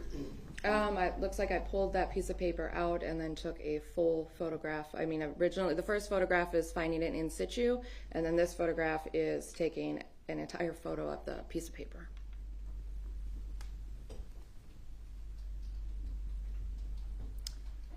What are we looking at in Exhibit 18? It's typical for us to take photographs of driver's license for identification purposes, make sure we have the name spelled correctly, the address. Perfect. So you were the one that would have been taking that picture? Yes. Okay.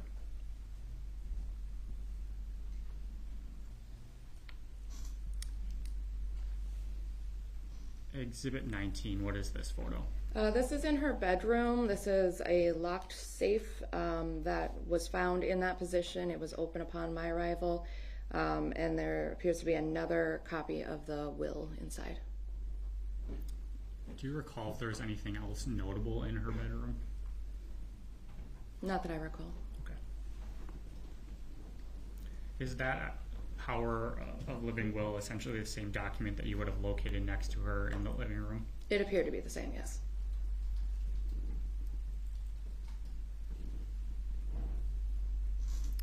In Exhibit 20, what are we looking at here? We typically document valuables, so I'm just taking a photograph of the jewelry that she's wearing. Why do you do that? For evidence purposes. That way, if, say, she goes to the funeral home and family comes forward and says they're missing a giant sapphire ring, I can go back to my photographs and show that she wasn't wearing that particular piece of jewelry upon my taking custody of her. So it's basically just a trail of evidence for anything that might be deemed valuable. So when the ME's office takes her body, her jewelry stays with her, correct? Yes, anything that's on her is going to come with her to the medical examiner's office. Okay, thank you. 130, I believe, is that just a kind of opposite of spectrum just of another photo? view showcasing the various pills and capsules that are on the floor. Saltine crackers can be indicative that someone's not feeling well, just showcasing what's near her. Okay. And lastly, 131. What are we looking at in this picture? I presume that is where she crushed whatever was on her chest. It's a plate with medication like that's the cap to a medication bottle, and this appears to be an unknown powdery substance left behind on a plate. Okay. When you went throughout the residence, did you go into the garage? Do you recall?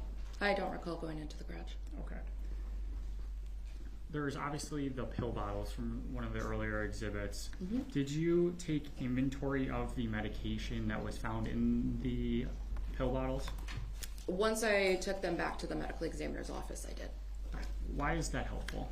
That's our protocol. It can show things like whether or not they're taking their medication appropriately. If not as many pills are in the bottle as should be. If there's too many in the bottle, then we're not taking our prescription medication. For her in particular, I recall some of those bottles being rather outdated. So she had a collection of medications that would not have correlated to the month of her death. So that could be indicative that she's saving her medications. It could be indicative that she didn't take them appropriately. It could be indicative that she's been living in a state where she's been primarily on that recliner and in that living room ill for some time. And again, is this inventory of that medication, is that important to your office in determining the cause and manner of death?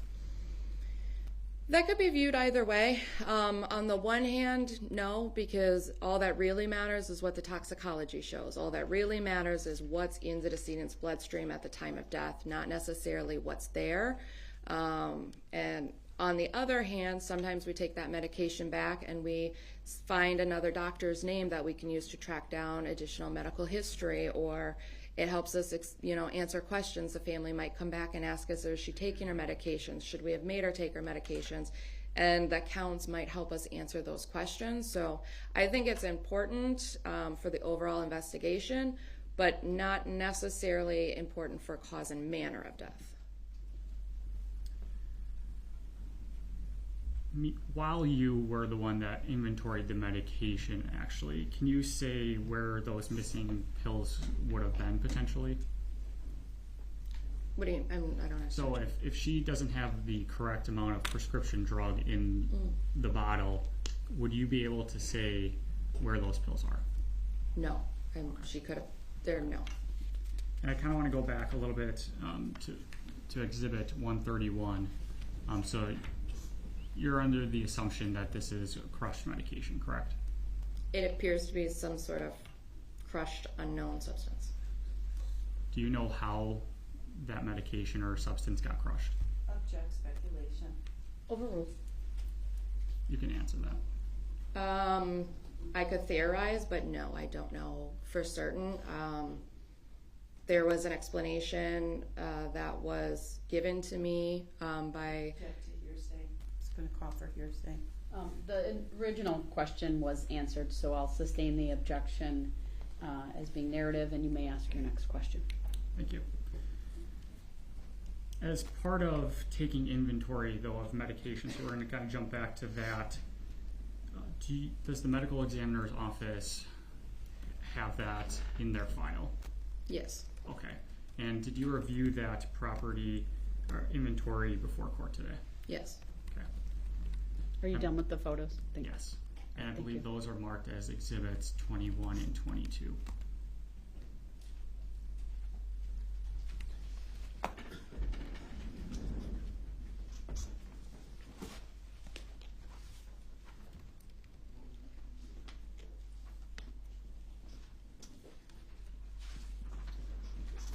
right, you can show them to the witness first.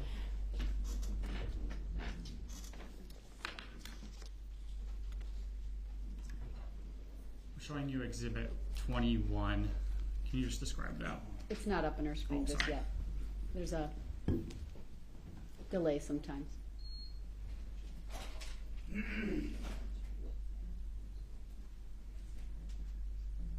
It's up now. Okay.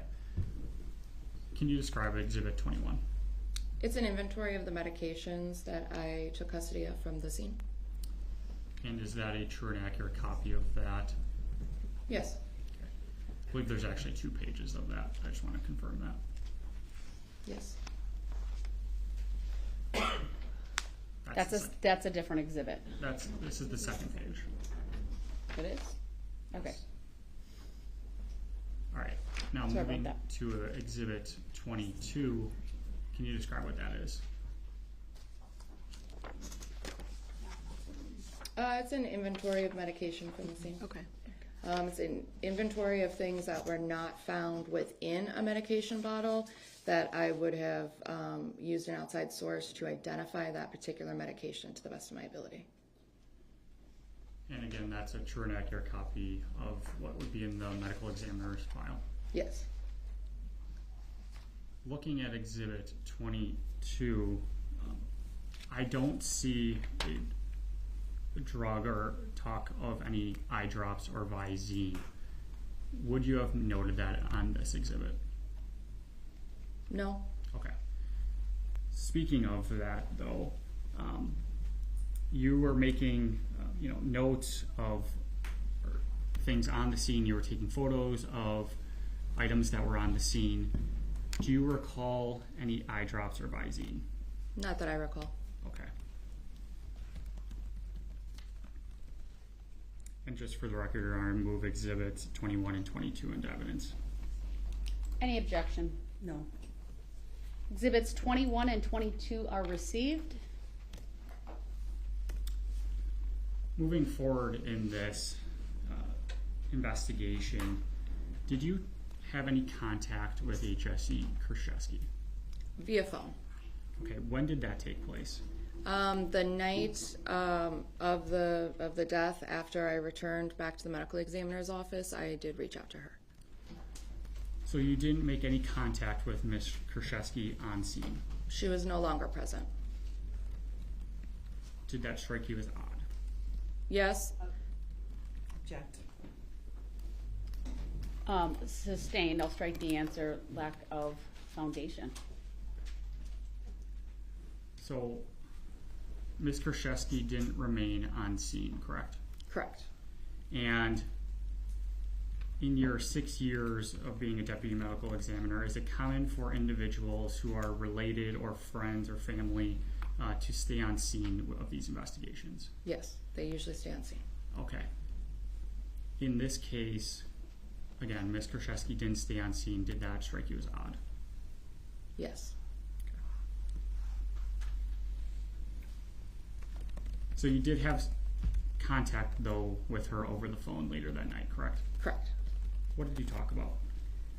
We talked about Ms. Hernan's medical history, why Ms. Kurczewski was involved in visiting her often, her behavior, just kind of background information about the decedent themselves. All right. Moving forward, did you have any further communication with Ms. Kurczewski? I believe she called the office a few times after that. Okay, what was she calling the office about? She wanted the cause and manner of death. All right. Do you recall when that was? I do not. Your Honor, may I approach the witness to refresh her recollection with her report? I don't have a physical exhibit or anything like that. Sure. Please show the document to the defense first.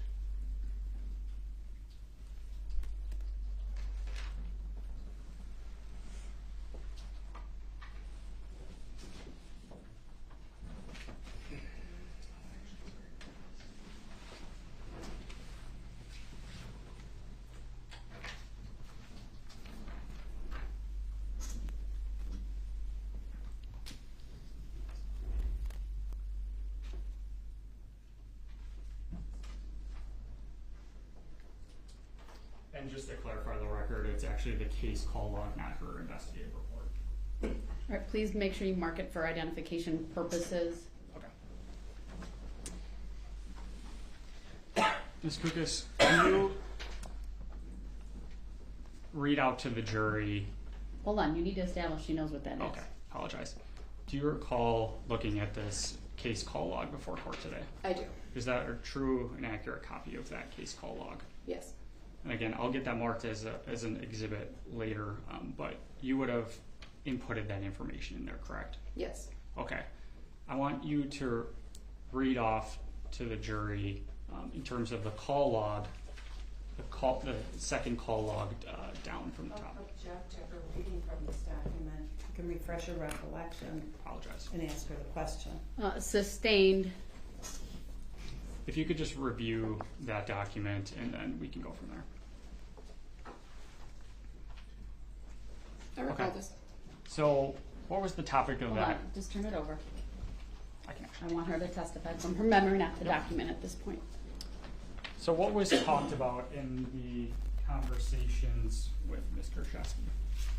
The follow-up conversations, we discussed that there was no cause or manner of death yet determined. Toxicology results had not come back yet, so I didn't have anything to share. Our office was also reached out to by John Fryatt, if I am pronouncing his name correctly, who self-identified. Object. It's going to call for hearsay. Sustained. If you could just continue without talking about Mr. Fryatt, please. Okay. Ms. Kurczewski called asking for cause and manner of death, in which I did not have anything to provide her. Okay. Did she call you in October of 2018? Yes. Then did she call the medical examiner's office in January and February as well? That sounds correct. Okay.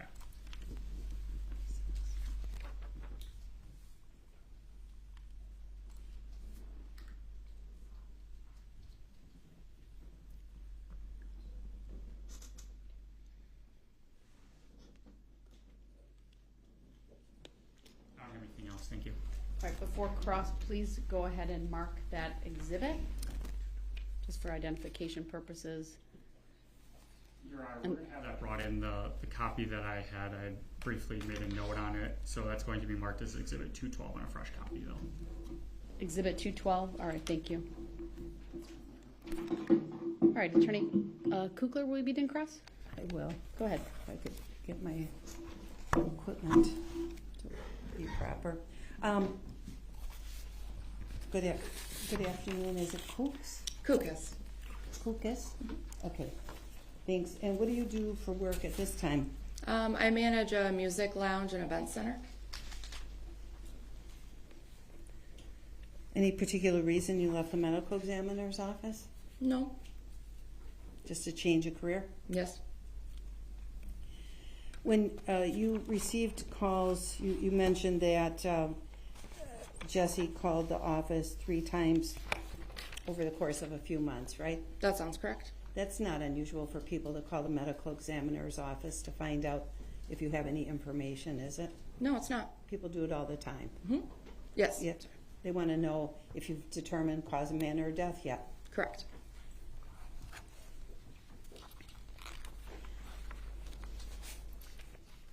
You went to the scene of Lynn's death, Yes.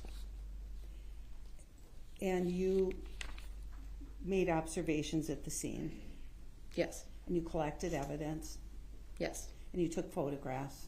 Yes. And then you also asked a police officer or a deputy sheriff to also take photographs?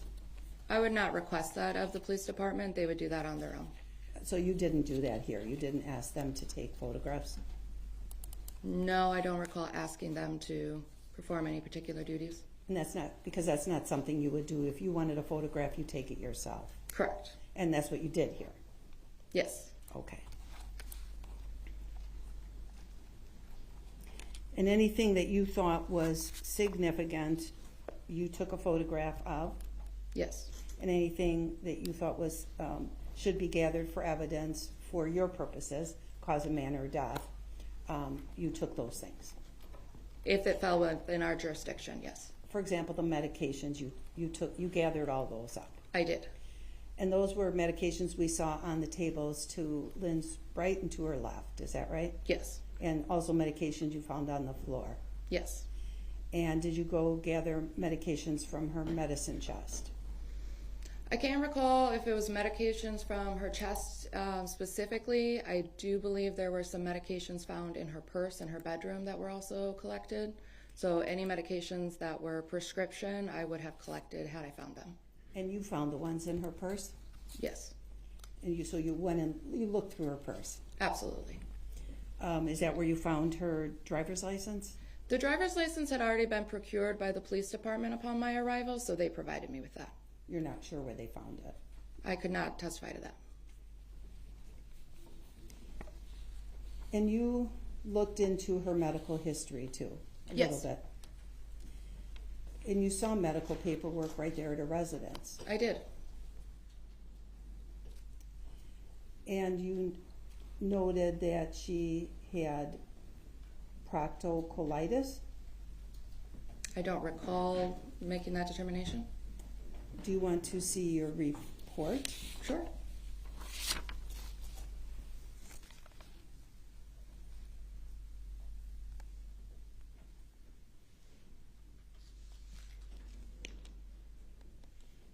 I'll bring up what we've marked as Exhibit 525. I'm sorry, what was the number? I think it's 525.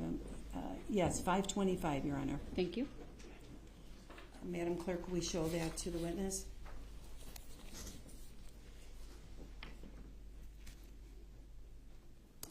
It takes a moment, so be patient. It's up now. All right. So I'm showing you, you see it's marked 525. You see the sticker on there at the bottom? Mm-hmm. Is that yes? Yes, And is this your report? it is. All right. I'm moving down to page 2. You have a subject, or I see your signature at the bottom of page 2. Is that your signature? That is. And I see on here confidential medical history. Did you input that information? I did. And so when you looked at her, does this refresh your recollection? Yes, it looks like a list of diagnoses that her paperwork indicated. So what diagnoses did you observe for Ms. Hernan? None of those diagnoses would have been observable in her deceased state. Fair enough. What did you observe paperwork to show? What did you read on paperwork for diagnosis for Lynn Hernan? The list of diagnoses that I have listed here would have been gathered from her medical paperwork. Sure. Can you tell the jury what they are? Listing off proctocolitis, hypertension, acute kidney failure, nausea with vomiting, hypercalcemia, hyponatremia, abdominal pain, elevated liver function, metabolic acidosis, urinary retention, sinus tachycardia, Clostridium difficile, and renal failure.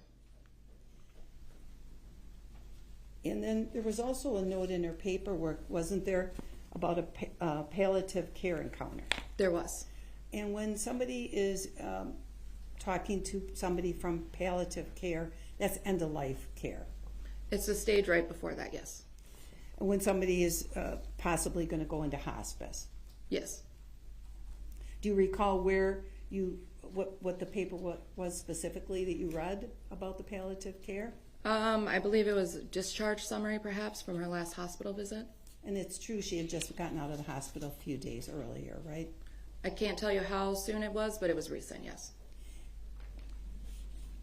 And then we'll move for admission, Your Honor, of Exhibit 525 and request to publish this page. Any objection? I'm not objecting. Exhibit 525 is received. Permission to publish is granted.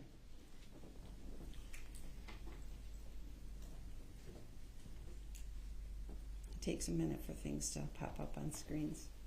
There we go. Is it in the jury box yet? No.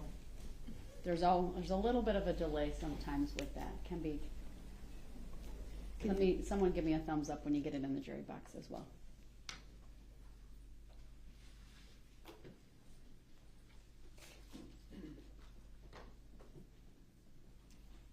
I promise it'll be there. It can be 30 seconds.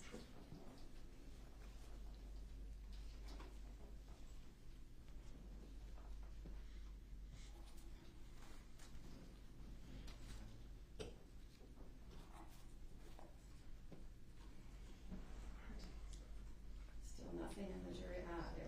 There we go. Thank you. All right. Lots of thumbs up. Thank you. All right. So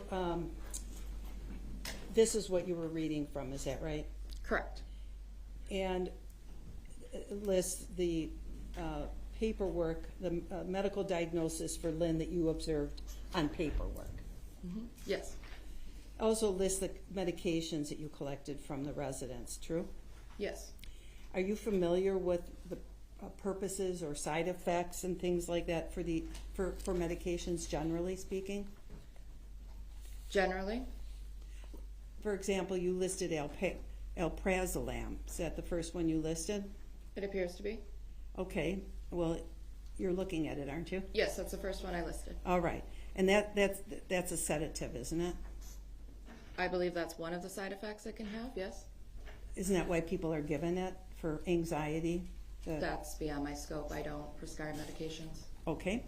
And would you agree that this particular medication can cause somebody as a side effect to become paranoid or to have suicidal ideations? That's I don't know how she can answer that. She just talked about her lack of knowledge. I'll with this. sustain it as to lack of foundation and qualifications. So that's what I was asking you before, so I'm going to be clear.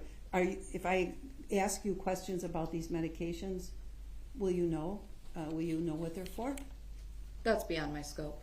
So you don't know what any of these are? I might know what some of them are typically used for, but I could not testify as to why she was prescribed them or someone else might be.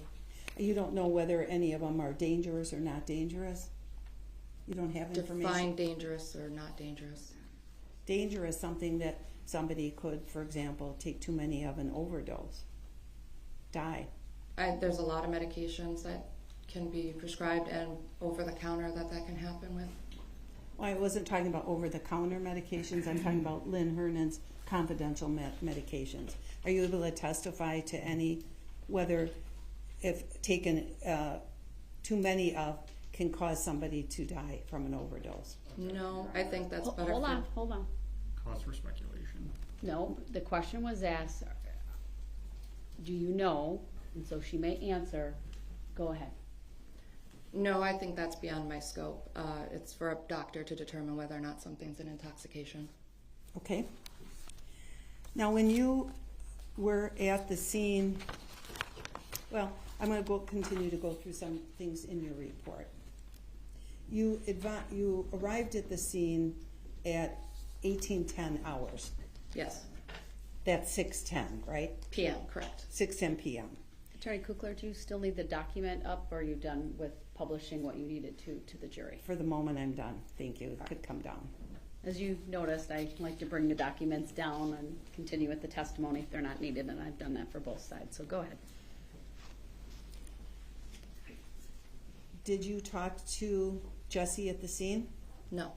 So all the information that you put in your report about what Jessy said, did that come from someone else?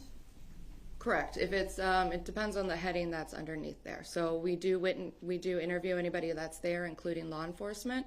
So they would have provided me with what she may have told them at scene to give a background, but then the information under non-confidential history, which outlines my conversation with Jessy, occurred via telephone after I arrived back to the office. So my question for you is, in your report, when you put history of events,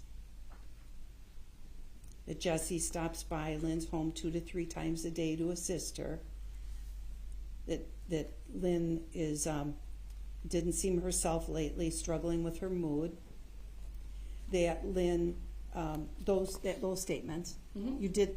you got those from law enforcement? Correct. History of events is my interview with law enforcement.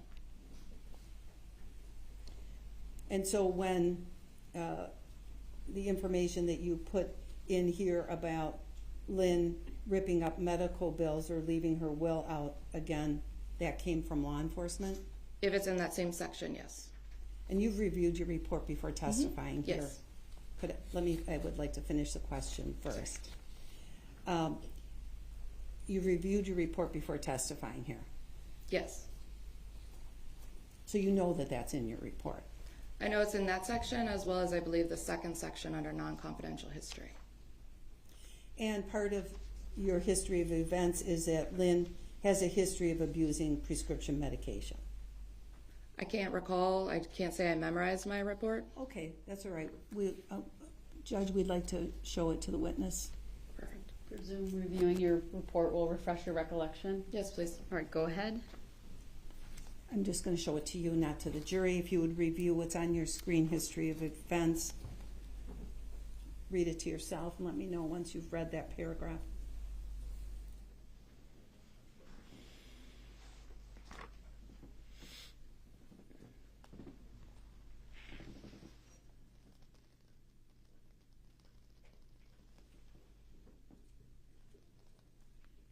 that down from the witness. Did that refresh your recollection? It did. So is it accurate that you have in your report that Lynn has a history of abusing prescription medications? That was information that the police gave me. I asked you if that's in your report. It is in my report. And in your report, did you also indicate that she, meaning Lynn, crushes her pills due to issues swallowing? Yes. That Lynn has been unwell for several years? Yes. That doctors have been unable to diagnose her with a definitive illness? Correct. And that when Jessy was asked by police if she thought Lynn was suicidal, she was unsure? Correct.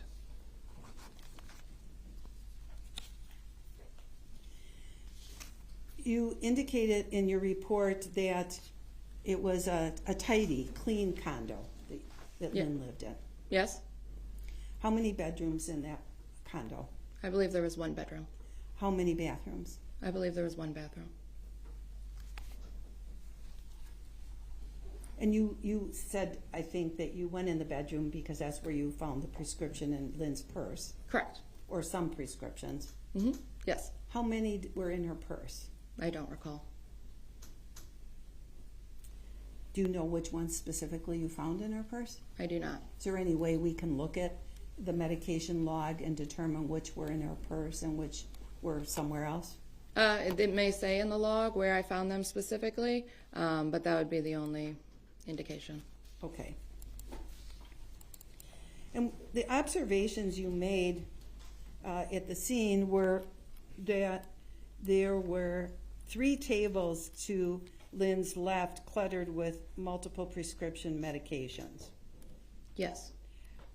And I'm going to bring up, I'd like to show the photographs to the witness that have already been admitted into evidence.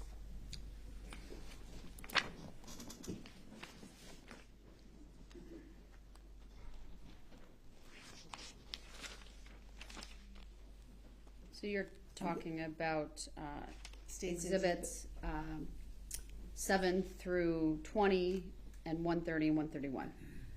No, I thought the state started showing, did they not show the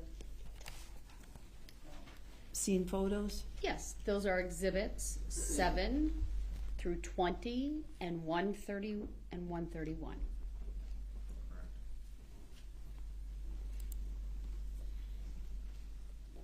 I see. Okay, well then, I will start there. Thank you, Judge. Sure. Okay, Would you like to publish while you're doing I this? as would. well? I'd like to show them to the jury and talk about each photo with the witness. Go ahead. So I am showing you what's marked and previously admitted as Exhibit 7. Do you have that in front of you? I do.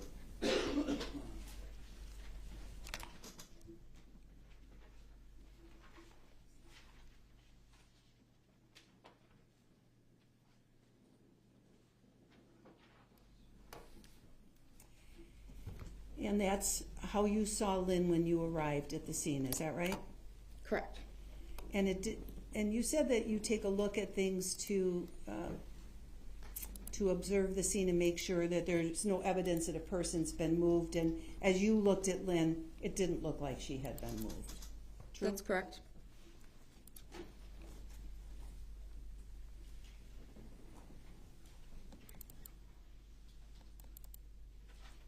And that's the TV, and you just wanted us to see that because you wanted to see that she was facing the TV and she could also see who was coming in and out of the condominium. Is that right? That's fair to say. And I wish I could do this easier. If you want to have us stop publishing for a moment, you could open each of them up and then click from one to the next. Oh, I see. Would you like to do that? How do I do that?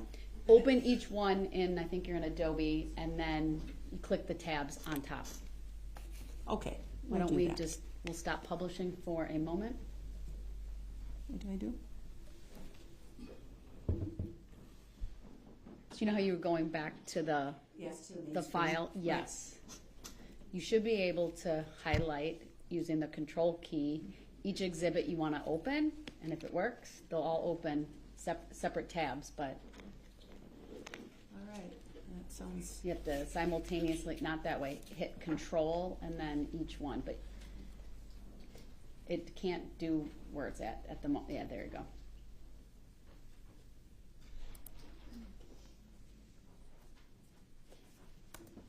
well, I won't be able to do that apparently, so we'll just keep doing it the way I'm doing it. Problem. I'm showing you what's marked as Exhibit 10 now, All right, we'll republish. There you go. and do you see that? Yep, it's on my screen now. Okay, great. And there we can see some pills on the floor, is that right? Yes. Some that seem to have spilled out of bottles, right? Yes, perhaps. Or I can't testify to how they got there, but there are capsules and tablets on the floor. and we can see an open prescription bottle on the floor too, can't we? Yep, It's missing the lid. it is. And we see an ashtray with one finished cigarette and one ready to go, or maybe was just smoked for a minute. Appears so, yes. And there's lighters. There appears that Lynn smoked cigarettes. Yes. Did you take pictures of her cigarette or her packs of cigarettes? I don't believe I did.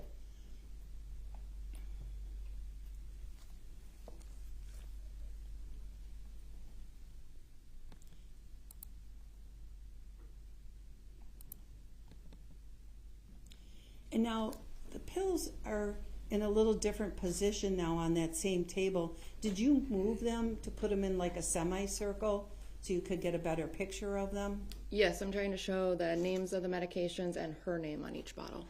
And so when we see what's marked Exhibit 11, that's not how you found them, that's how you wanted to demonstrate them. That was to make them more readable. The way they were found was in the original first few photos. Right. This is how you put them up for display. Correct.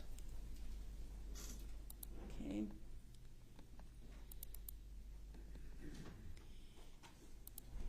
And this is another table to the right side of Lynn that you took a picture of because it shows more pill bottles.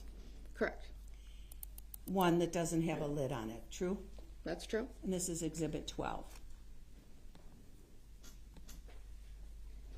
And that was 12. I'll confirm that for you. And Exhibit 13, is that just a close-up of the same thing? Yes. And you took a close-up for what reason on this picture? I think I'm just trying to see if I can get the names to be made out in the photograph. Maybe I thought the first one came out a little blurry. And when you looked at all the pill bottles here, all the pill bottles were in the name of Lynn Hernan, right? As I recall, yes. If you had seen pill bottles for someone else, you would have noted it. Yes. That would have been a big red flag, right? I would have noted that. All right. And let's try again. And Exhibit 14, this is a close-up of Lynn. She has a chain around her neck, right? Yes. And you later on took a closer look at that and determined those are her father's dog tags, right? Yes. From the military. Yeah.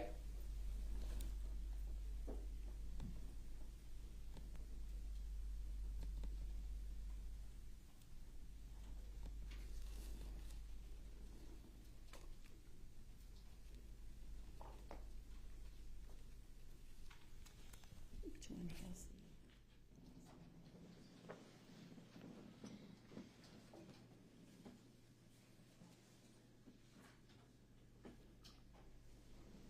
I'm going to show you Exhibit 29.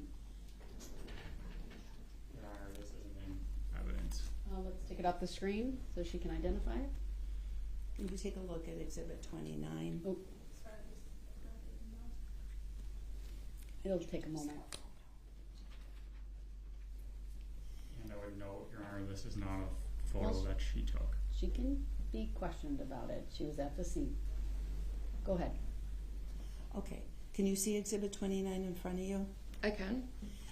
Is this, whether you took this photo or not, is this how you remember seeing Lynn in the scene on October 3rd, 2018? It is. Now, look at that table to Lynn's left. I know you testified earlier that there were no eye drops at the scene, but do you in fact, now that you take a close look at that table to her left, see a bottle of eye drops next to the toilet paper? I see what could be eye drops. I can't say for certain what those are. Okay. I move for admission of Exhibit 29 and ask to publish. Any objection? I am objecting. This is not a photo that this witness took. Overruled. Exhibit 29 is received. Permission to publish is granted.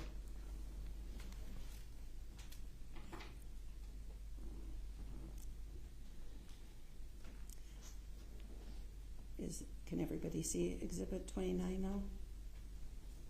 No? Okay.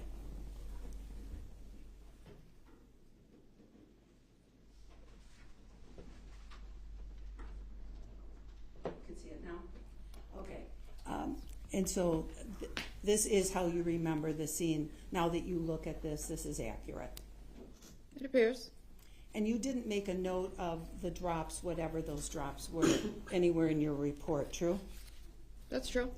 And would it be fair to say that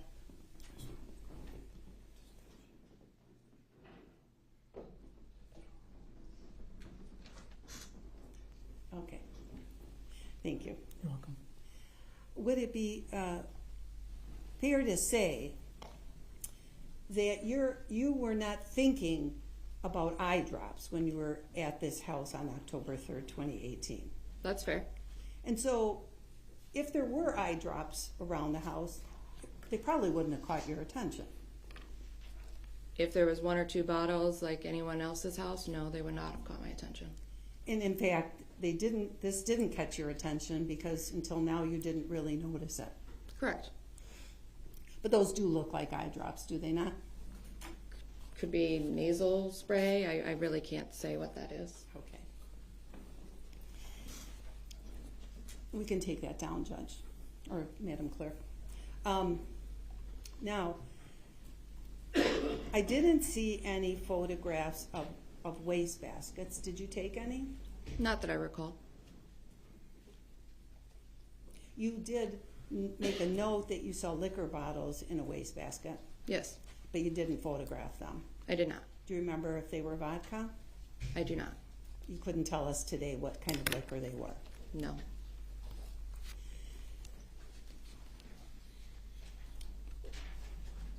Which wastebasket, was it in the kitchen where you saw the liquor bottles? I believe it was the kitchen, yes. Do you have any knowledge as you sit here today of what else was in that wastebasket? Nothing that I recall. What about in the bathroom wastebasket? Nothing that caught my attention. In the wastebasket in the living room, do you have any recollection of what was in that? Nothing that caught my attention. Because again, really you were focused on medications, mostly.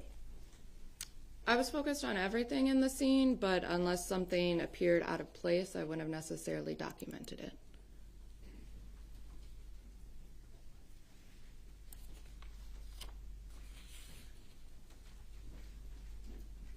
You said that you, did you bring a medical bag with you to the scene? Did you bring a medical bag with you to the scene? I brought my backpack. I don't know if I would call it a medical bag. And that's what you take to scenes, your backpack? Yes, my scene bag, yes. Okay, and what do you have in your scene bag? Various items, gloves. There's probably a pocket knife would have been in it, a tape measure, additional forms, documents in case I needed someone to fill something out, extra paper, tape, in case paper bags that we used often for gunshot wounds. Do you carry a thermometer with you? We carry an ear thermometer that we use for babies. Well, because one of the things you said to the state was that one of the things you do at the scene is you take a temperature. Of the room, yes. There would have been a room thermometer, not a body thermometer. Okay, the only body temperature item you have is an ear thermometer. Yes. And you didn't take Lynn's temperature. We typically do not take temperatures of decedents, no. and again, I'm not really asking generally, I'm just asking about this case. No, I did not take her body temperature. Okay. You did take a look at whether or not you started to see, I thought you said rigor, but isn't it rigor mortis?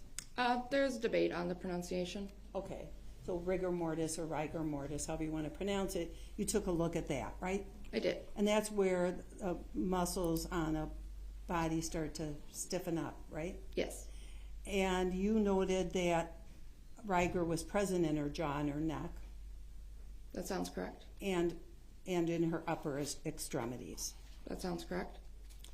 And there was no rigor yet in her lower extremities or in her stomach area, true? There wouldn't have been, I don't think we would document rigor in her stomach, but, and not in her lower extremities, no. I guess I should have been precise, the trunk. You look at the trunk, don't you?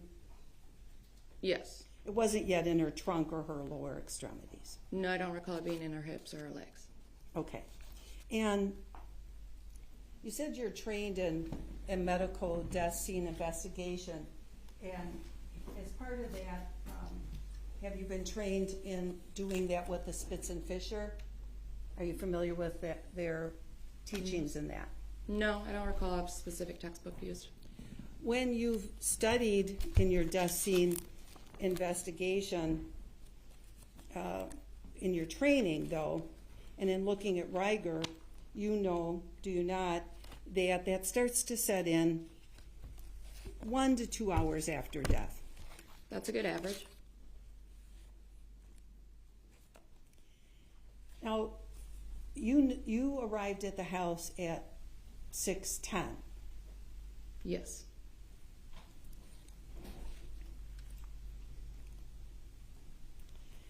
When rigor starts in the face and the jaw, ultimately moving into the trunk, into the lower extremities, that whole process is usually complete in 6, maybe 8 hours. True? There's a pretty wide range when it comes to looking at rigor mortis.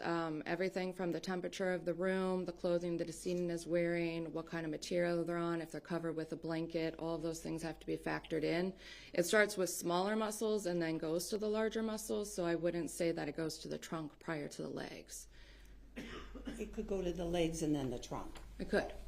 Sure. And of course, it can vary if you're, for instance, a person is outside in a cold or in a cold area, for example, it might not progress at sort of the normal fashion. Absolutely. But you did take the temperature in her condo, it was 79 degrees. It was. Okay. So it wasn't cold in her condo. No, I'd say that's a bit warm. Depending on a person's health, Yeah. right? Yes. People who sit around a lot and aren't moving a lot get colder. Very often. So if we were to look at the rigor that was in Lynn, in her jaw,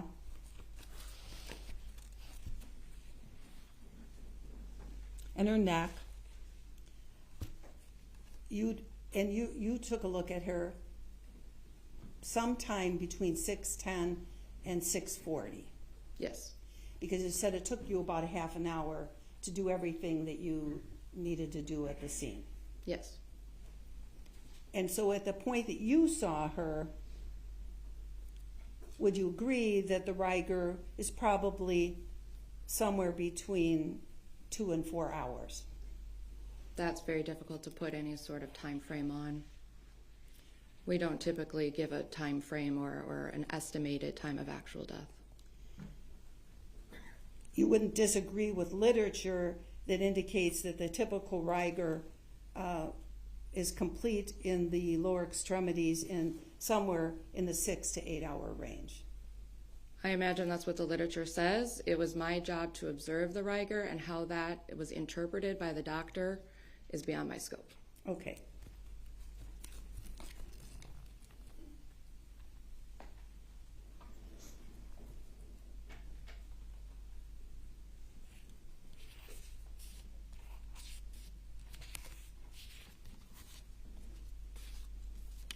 Have you done any research in that area at all, or any study in that area?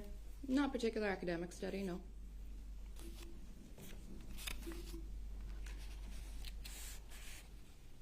You saw water bottles at the scene, or at least a water bottle. You didn't collect that, did you? No.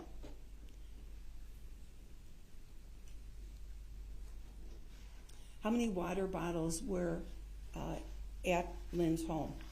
I don't recall. Do you know if there were any on the kitchen counter? I don't recall off the top of my head. When you took pictures of different parts of rooms, you only took limited pictures in rooms, right? You didn't take an overview of all the rooms, like the bedroom. That's fair. The bathroom. You didn't do that. Correct. At the time, you were focused on medications, it seems like. I was focused on the decedent and what was surrounding her. And any medications that you saw elsewhere, you focused on. Yes, we do typically focus on medications. That's part of our protocol.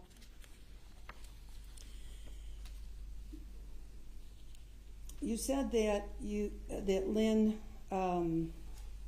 was wearing no bottoms. Is that right? Correct.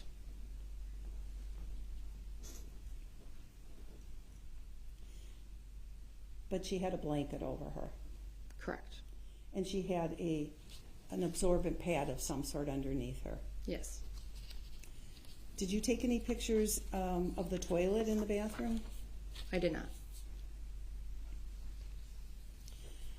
You learned when you got non-confidential history in your report that, in fact, Lynn was released from the hospital last Friday. Do you remember that?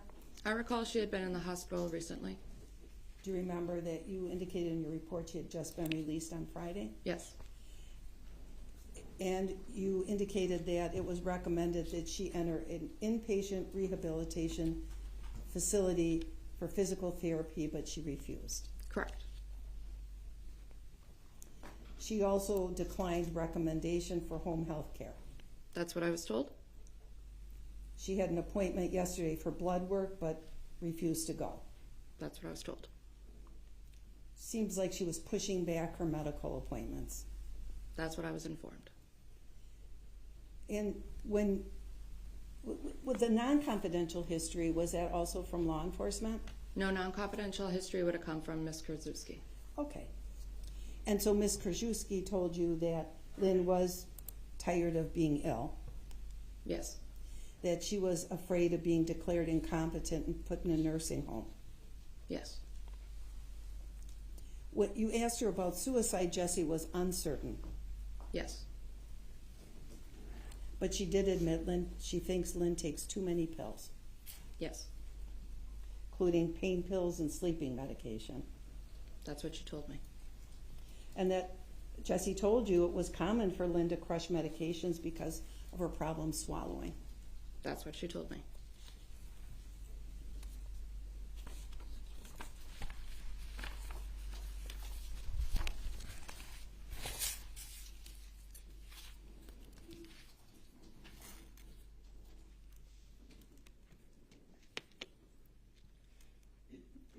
Even though you took medications out of Lynn's purse, you didn't take a photograph of the purse. I don't believe I did. I don't see it in the photographs. Correct. So I don't believe I did.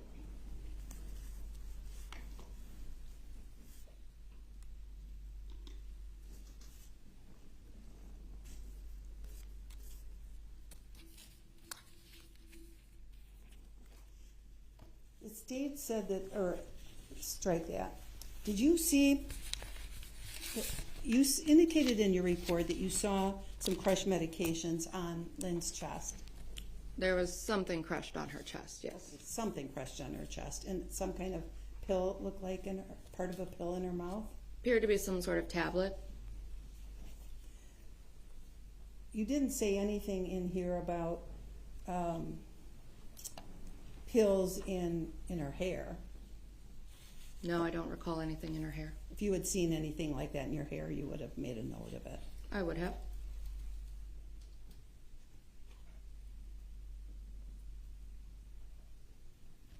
And again, you noted that she was wearing the dog tag, which bore the name Robert Wallace Hernan. Yes. And you learned that was her father, Yes. her deceased father. Correct. You learned that that you saw and you took a picture of her will, a power of attorney or living will. Is that right? Yes.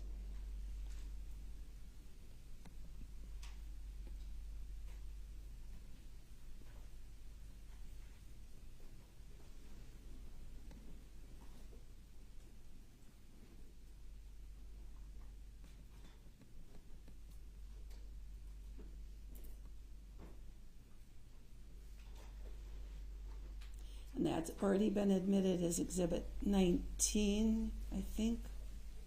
Let me just be sure about that. Attorney Kugler, I apologize for the interruption, but I need to take a comfort break before we continue. Any of my jurors need to as well. We'll try to at least, yeah, they're shaking their heads. I'm going to take a pause, and then before I bring them back out, we'll talk about how much time with this witness, and I'll make a decision on if we're going to break. All right. All rise for the jury, please.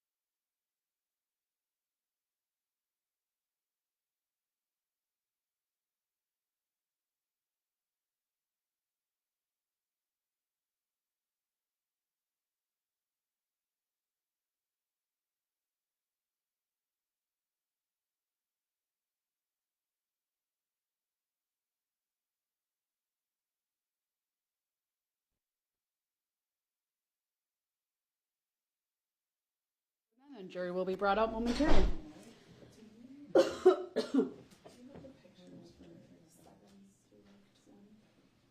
Yeah, but I write on them. Because you're my copy. You should have a second copy.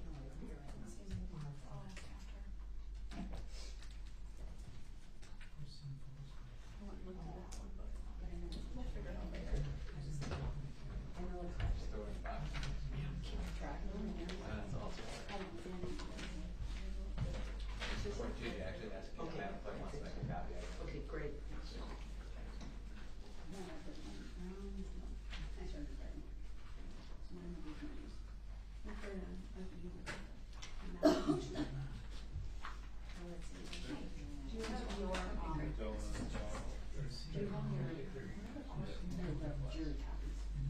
I just looking for numbers like number 7 through whatever in that box.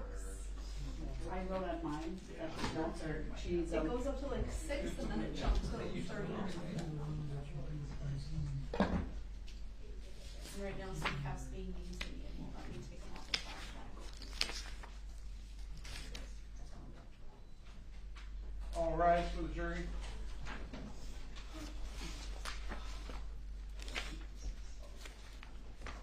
It's also over the course of the last 2 weeks decided that anything that looks like a form is a problem. Oh. Like it's a fillable? That's weird.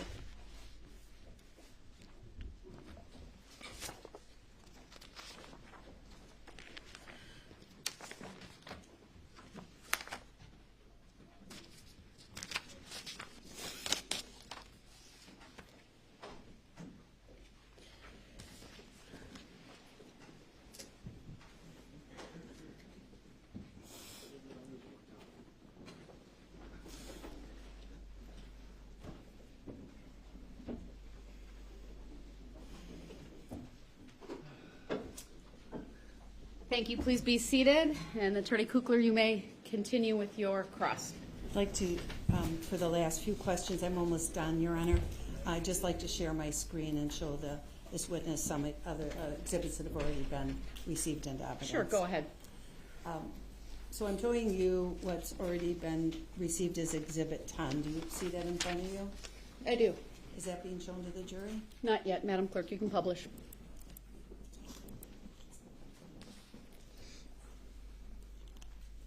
I see on the floor. Oh, how do you know? We're good now. Okay, showing you what's marked as and received as Exhibit 10. Do you see the spoon on the floor? I do. You didn't collect that spoon, true? That's true.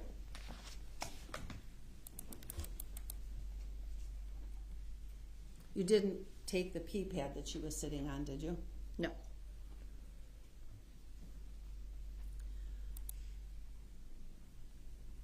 We saw previously the living will that you took a photograph of as Exhibit 17. Do you remember testifying to that earlier? Yes. And that is a power of living will naming Jessy Kurczewski as her power. Is that right? Yes. And then I want to show you, Sorry, Your what Honor, number was that? that was 17. Thank you. And then if you take it down, because I need to show her something that hasn't been admitted yet. I want to show you what we have marked as Exhibit 543.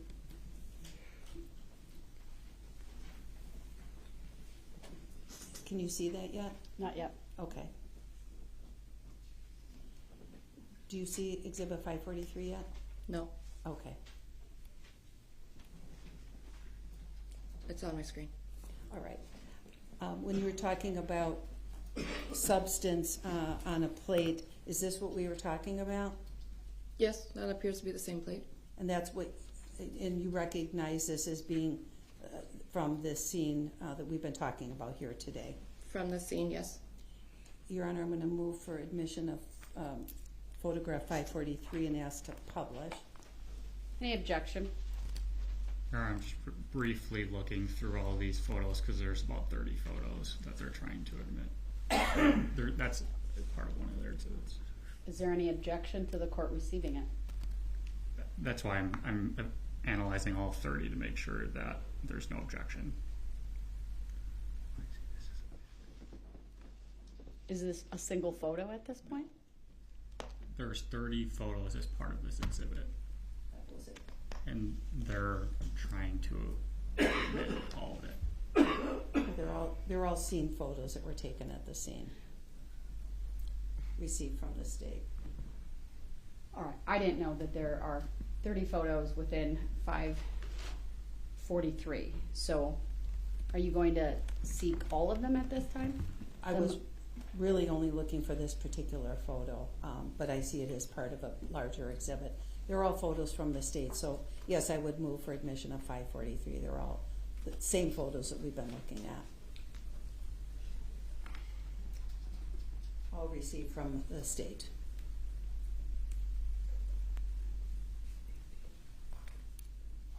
Can you just go page by page so I can see those? You bet. Thank you.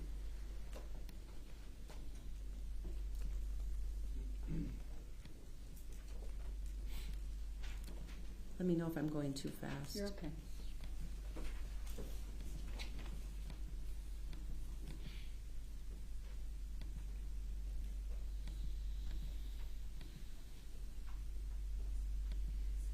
Oops.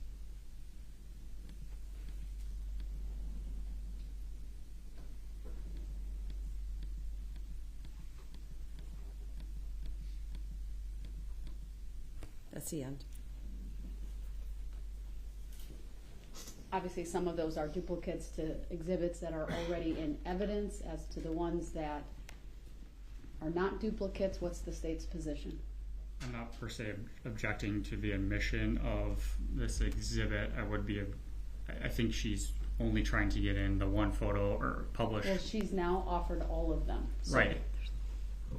She's also trying to publish the one here, which I am not opposed to publishing that. I just want to make sure that she doesn't publish.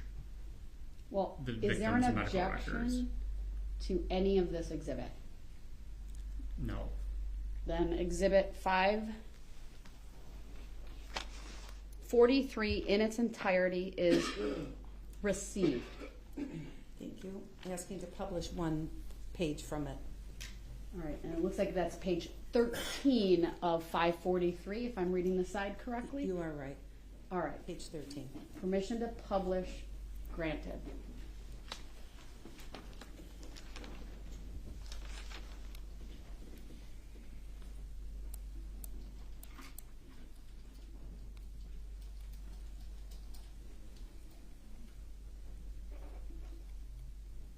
All right, we have it in the jury box We as do, well okay. as the monitors. All right, and this is also represents another part of the scene when you arrived at Lynn's home, right? Correct. And we can see crushed substance on this plate, Yes. and you didn't collect this plate or this substance. No.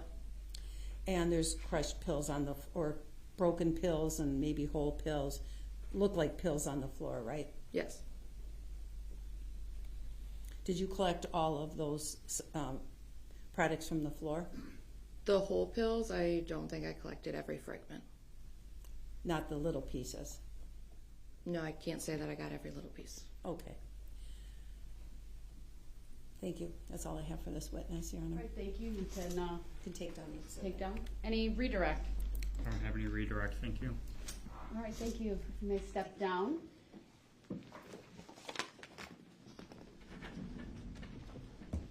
I'll be asking that she be released from her subpoena. Any objection? No. All right, she may be released. All right, ladies and gentlemen of the jury, I will be reading what I've read to you previously, but it is important that you keep in mind the rules that govern you and not deliberating and not researching or looking through or reviewing any type of news reports, etc. So I'll just read this to you. Do not begin your deliberations and discussion of the case until all the evidence is presented and I have instructed you on the law.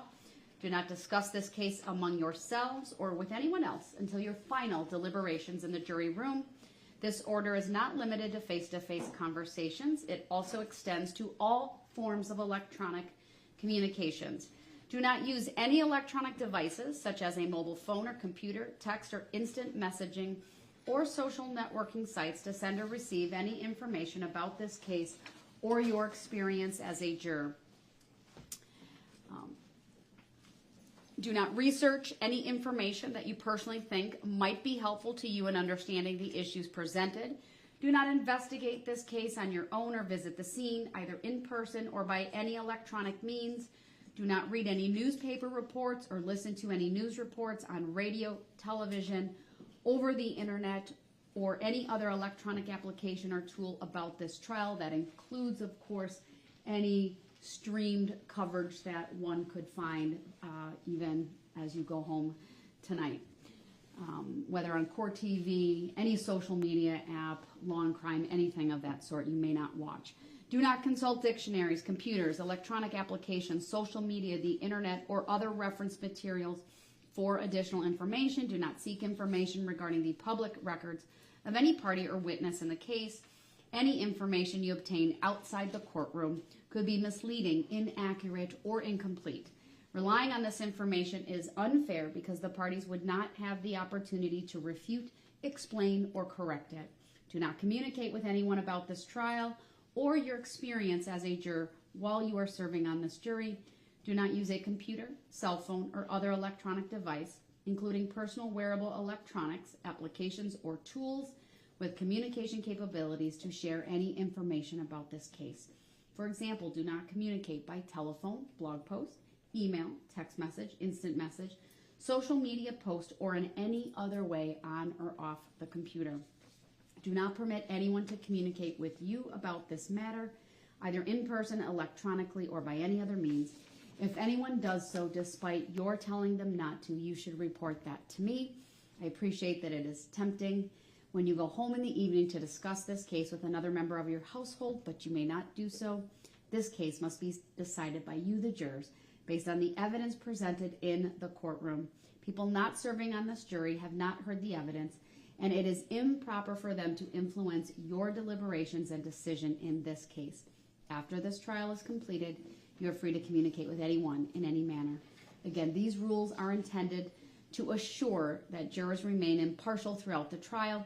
If any juror has reason to believe that another juror has violated these rules, you should report that to me. If jurors do not comply with these rules, it could result in a new trial involving additional time and significant expense to the parties and the taxpayers. You are to decide this case solely on the evidence offered and received at trial. With that, you are excused for the day. Please be back here tomorrow morning. We'll start up as quickly as we can, as close as we can to 8:30 a.m. All rise for the jury, please.